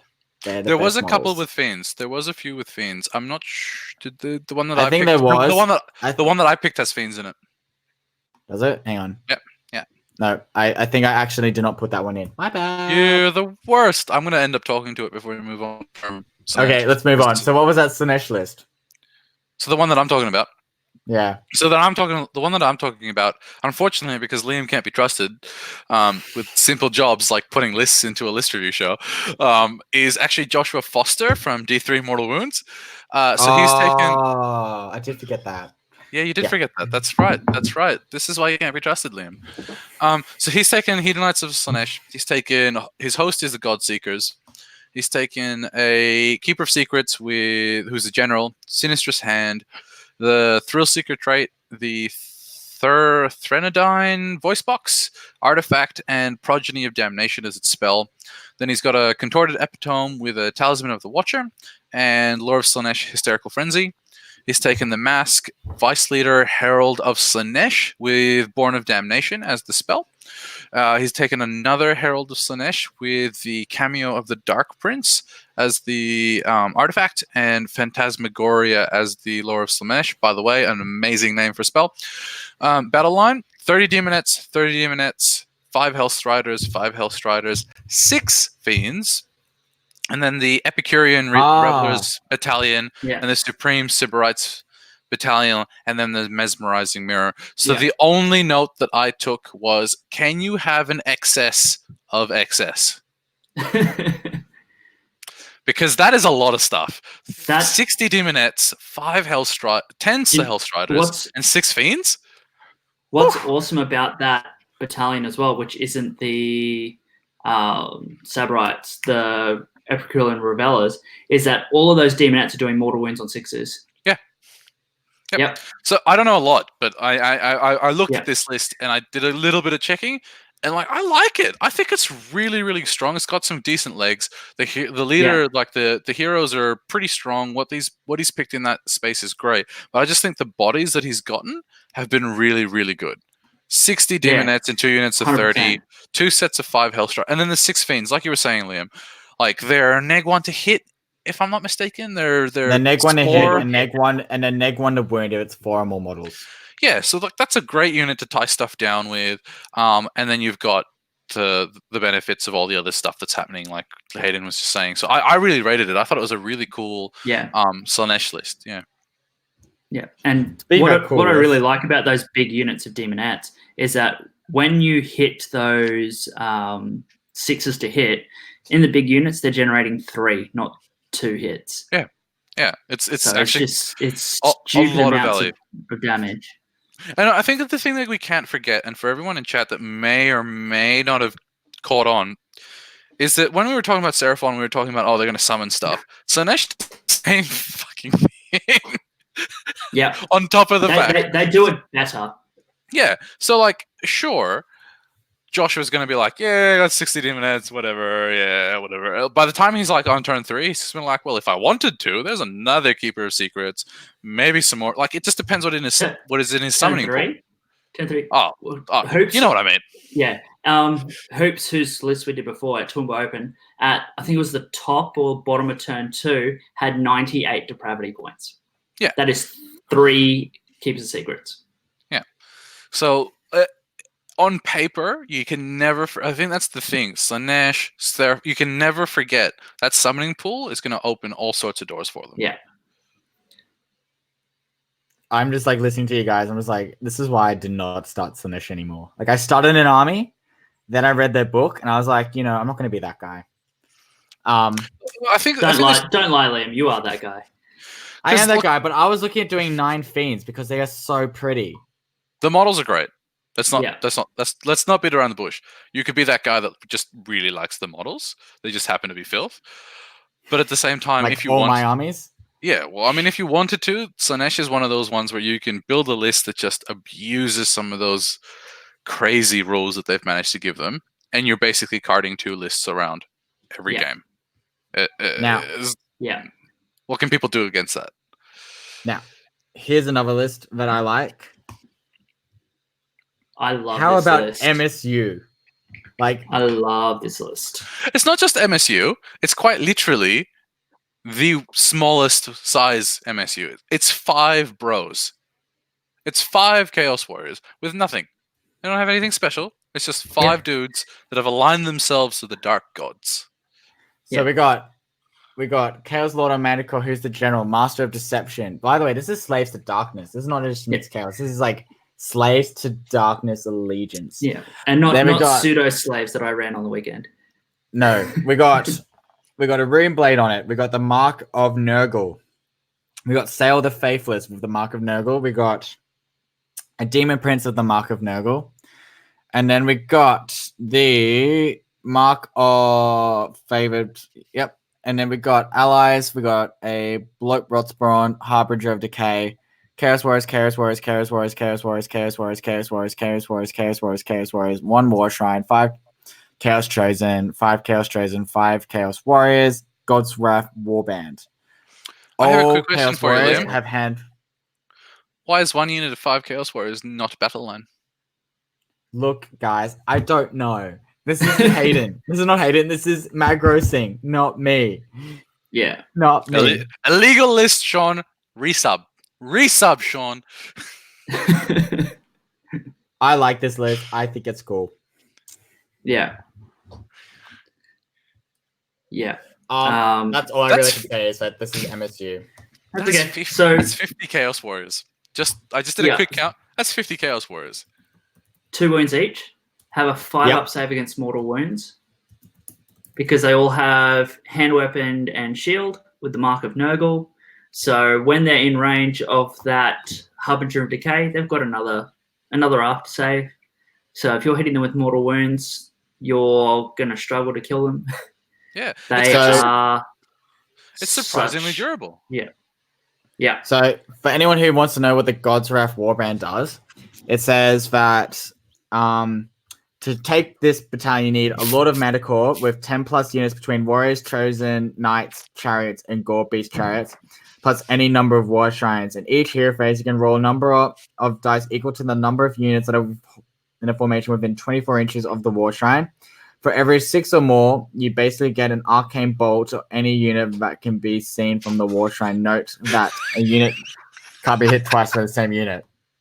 Yep. That's awesome. Slaves. Like- Fantastic. That's Slaves. insane. Slaves. What is it, Hayden? What's that mean? Just Slaves. slaves. Slaves to darkness. These are shit. No, It's insane. I'm really upset there's no knights in there because I love Chaos Knights. I think they're really, really cool. But by that the same amount of token- Chaos Warriors is going to be such a cool army to see on the table. 100%. That was exactly what I was going to say to you, Hayden. Like the flip side of that is there's no Chaos Knights, but there's fucking 50 Chaos Warriors, and that's going to look Yeah. amazing set up on the table. Yeah. No, I can't wait to see how this list goes. Yeah, that's all I can say is that Now, what about this list? Everchosen. I have no idea what this does. Is this even Yeah. a book anymore? Is this a thing? Are we No, allowed to? but- Are we allowed to talk about this? Did this get legendary? Yes, What's we are happening? going to talk about it because it's hilarious. Like, what does So it do? we have. Okay, so I need to look at the battalion again, but I'm pretty sure the battalion's the one where they can know the priority roll before you. What? Yeah, so so they yeah, roll a dice. If it's a 1, 2, or 3, your opponent takes the turn. If it's a 4, 5, or 6, you take it. Let me just double check. What?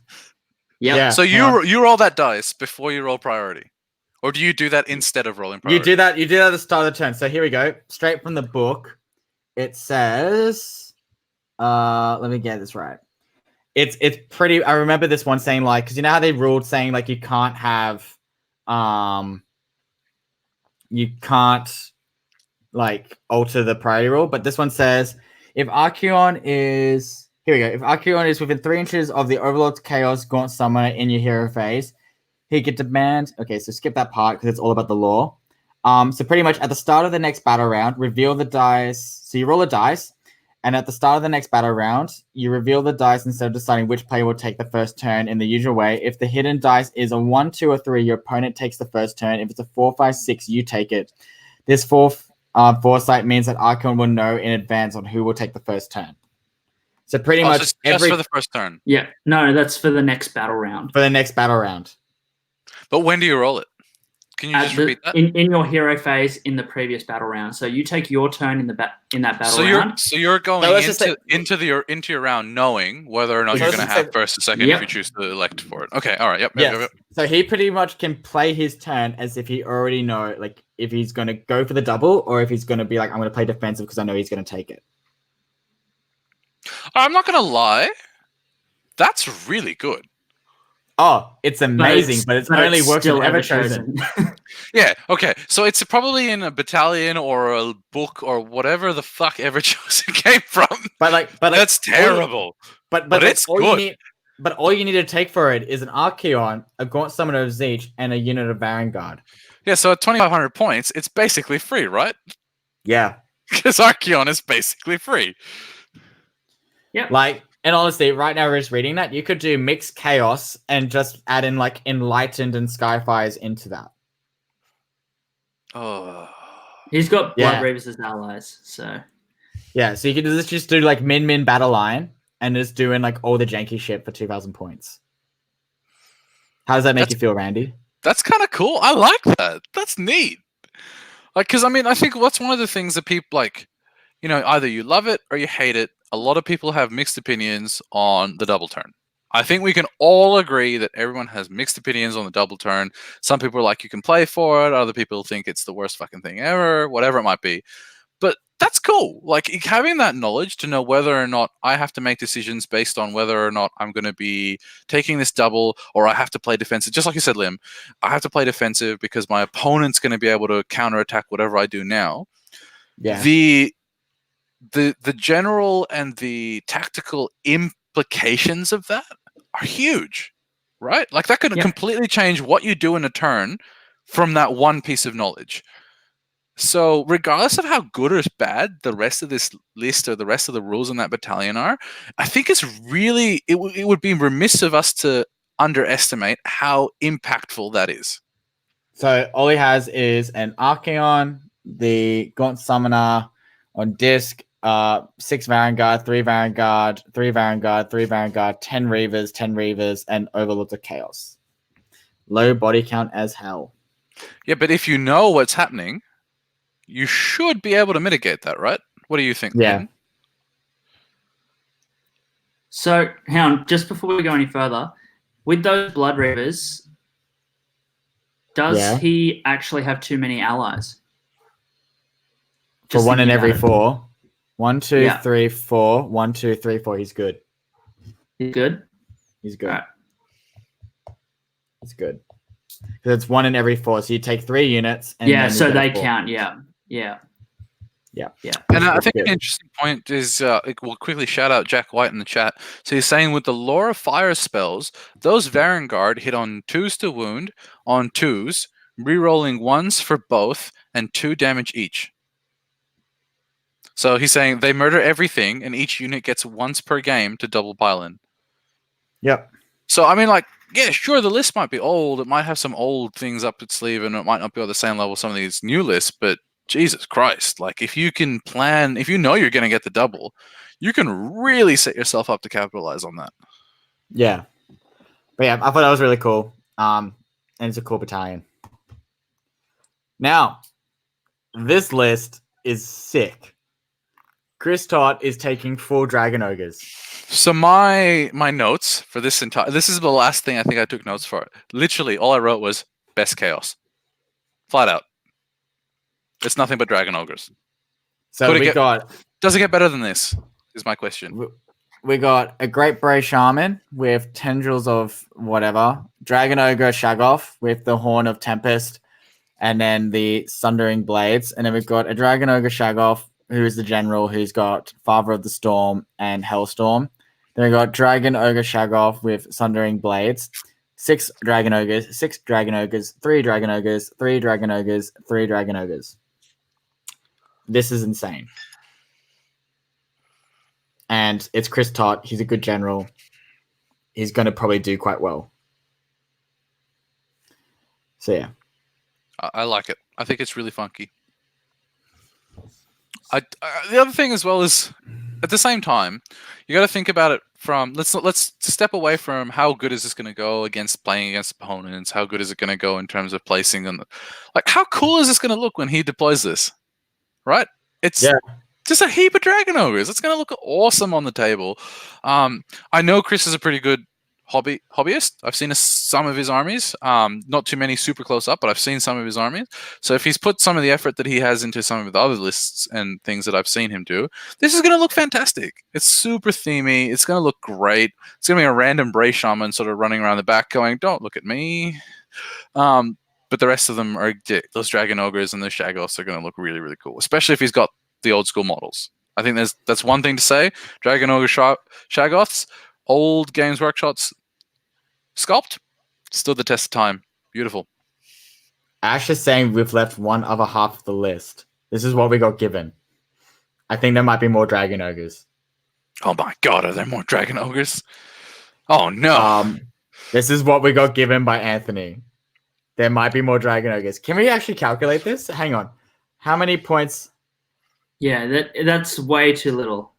It's Yeah, I was definitely like- more points. 140 times 3 plus 280 plus 280. So even just in the battle line's 980. Yeah, there's probably more Dragon Ogres, Randy. Well, my point has just been amplified. So, actually, that's a lie. I'm gonna take a forked approach to this. If there's more Dragon Ogres, Chris Tot, best chaos list. If there's something that is not a Dragon Ogre other than the Spray Shaman in this list, Chris Tot, you suck. You've let me I'm down. going to double check one thing. Let me just double check if it's in the final link. Because I'm pretty sure I got given...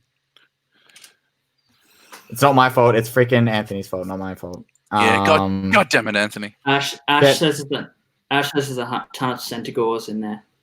Centaurs. Chris Tot, you heard it right here. You let me down, my friend. I'm disappointed. Okay, still. So he's got Centaurs. That's a good list. Yeah. Like, they're good for chaff. Yeah, but they're not Dragon Ogres. You could have done better. That's all I'm saying. Not that I know what I'm talking about. And that's it. That is it. So, who do we think? Who's in our top 10?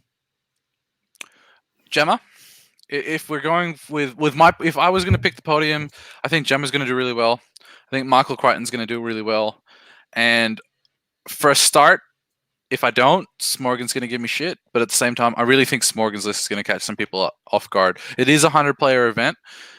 Depending on how the pairings go, depending on who he pairs against, he's either going to outplay them or they're simply not going to understand what his list does and he's going to take them out. And it's not really my fault, but because I'm grudging him round 1, he basically gets a 20 at first up, so I'm not really helping the rest of the field there. So my apologies in advance. But I think those are my top 3, I think, just looking at some of those lists. Hayden? I like Mick. I like Bates. I think that Matt Campbell's a good shout.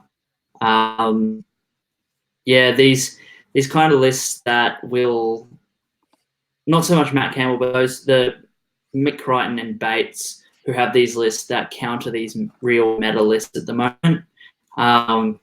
Because that Mick's list is a good Skaven counter because he has the ability to clear out those chaff walls of clan rats and then just go straight through. You know, Hoops as well. If Hoops gets a good run, Hoops has got a good shot. You know, so we'll see how we go. Okay, so my top 5 are Dan Brewer. That's not okay. You're not allowed to say that. Yeah, Brewer too. Whoa! Dan- I'm feeling personally attacked right now. Dan Brewer, right? If he gets a good run. And then we got Sean Bates, who is probably in the top 3. Sean Tubman, with his Daughters of Khaine, because he is the master level player in New Zealand. We got Smorgan. And then we also have Gemma and Michael. And then also, I reckon top spot is Matt Campbell. I reckon if those guys are on the top tables in the final round, you're not going to see me anywhere near talking to the bottom table people because I'm going to be so stressed out of my head on who's going to take it out on the top things. Yeah. Well, I think the most important question is that Sydney GT is being hosted at a what's the word that you people have for those buildings that's just full of pokies and all these other things? What are they called? RSL clubs? RSLs. Is it one of those, isn't it? Yeah. Is it? So that means it has an open bar, right? Most times, yeah. So we cannot underestimate the impact the open bar will have on people. Smorgan, lightweight, will not drink. Michael Crichton, Gemma, fucking booze hounds. They will drink. Daniel Brewer, but unsure. But But Mick and Gemma play well while pissed. True. So- Smorgan does not play well while pissed. Does not do anything well while pissed. Now, just Goes quickly home for when anyone pissed. for anyone who's watching, we did not do everyone's list because there was over 90 plus lists. We're not going to review 90 plus lists in one night. I do like my nights, even though I love looking at lists, and so we only picked a handful. Is that right, guys? Yep, Yeah. that's right. Yep. Yeah, We cool. picked some So- funky ones. We picked some cool ones. We picked some of the lists that we thought were going to do really well. If you're interested in more, check out the show notes. I think Liam or Coach, depending on which one of them is more reliable, put a link up to all the lists. Coach. Definitely you- Coach. You can have a look at them Coach. over there. Check out the ones that we didn't talk about. Yeah, I mean, if you've got some suggestions on something that we missed that was cool, chuck it up on the YouTube. I'm sure Coach is going to be happy to look at that. Chuck it up on Twitter. I think he put our Twitter handles up there and tell us why we're crap for not talking about them. There's a whole bunch of ways that you can interact with us and talk crap, because I think that's ultimately the community is all about talking crap, playing games, and then like mild alcoholism at the bottom of it, right? Like that's Yeah. the undercurrent that holds us all together, isn't it? Because I One don't know other about you, question but I have. Did we miss out? Is there no Sylvaneth? there's no zero Sylvan in Sylvaneth the event. players. There's no trees. There's no chaos dwarves. Oh, that makes me so happy. No one's going to take my badge.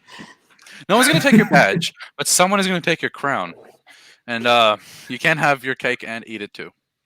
I'm afraid. Yeah, I'm not gonna lie. When I saw that there was no Sylvaneth list, I was like, I am disappointed in all of Australia. Like, it's hard. But yeah, cool. Thanks everyone for watching. Mitchell did say there is a Buybuster, which is a Sylvaneth list, which is also my army. Doesn't count. Doesn't count. It Doesn't count. yeah. Bye, Buster. However, the funny story though is I wrote a list and then I sent it to Clan Philip and like, hey, what do you guys think? There's a Buybuster list, and they all said about I was assholes because it was way too hard. So we Sounds had fair. to make it like make it softer. So this is like the softest list I could write, and it was still a struggle. It's only got like 80 dryads, I'm pretty sure. Oh dear. And also Joel, Sylvaneth is the best army in my opinion. But oh well. They're great. Anyways, thanks guys for joining. Randy, how can people find you? I am out Tador1990 on Twitter. You can find me because of posts about fruit tingles and other sorts of alcoholic shenanigans at events. Yeah. Awesome. Hayden, how can we find you? I'm on Twitter as the Aelfbro, and I am also on YouTube as the Aelfbro doing battle reports and stuff as well. It's been a bit quiet, but we are getting more stuff back going on soon.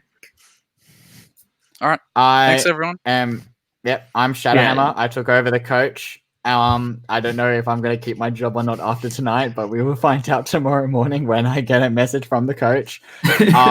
If you guys want to find out more about the event and stuff, I'll be probably doing some live picks and stuff over the weekend. Oh, Randy said bye. Bye, Randy. Bye.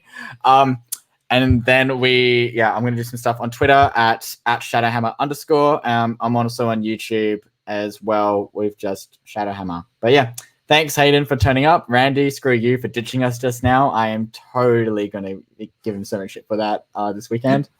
Anyways, peace, Good man. luck, guys. Have a good weekend.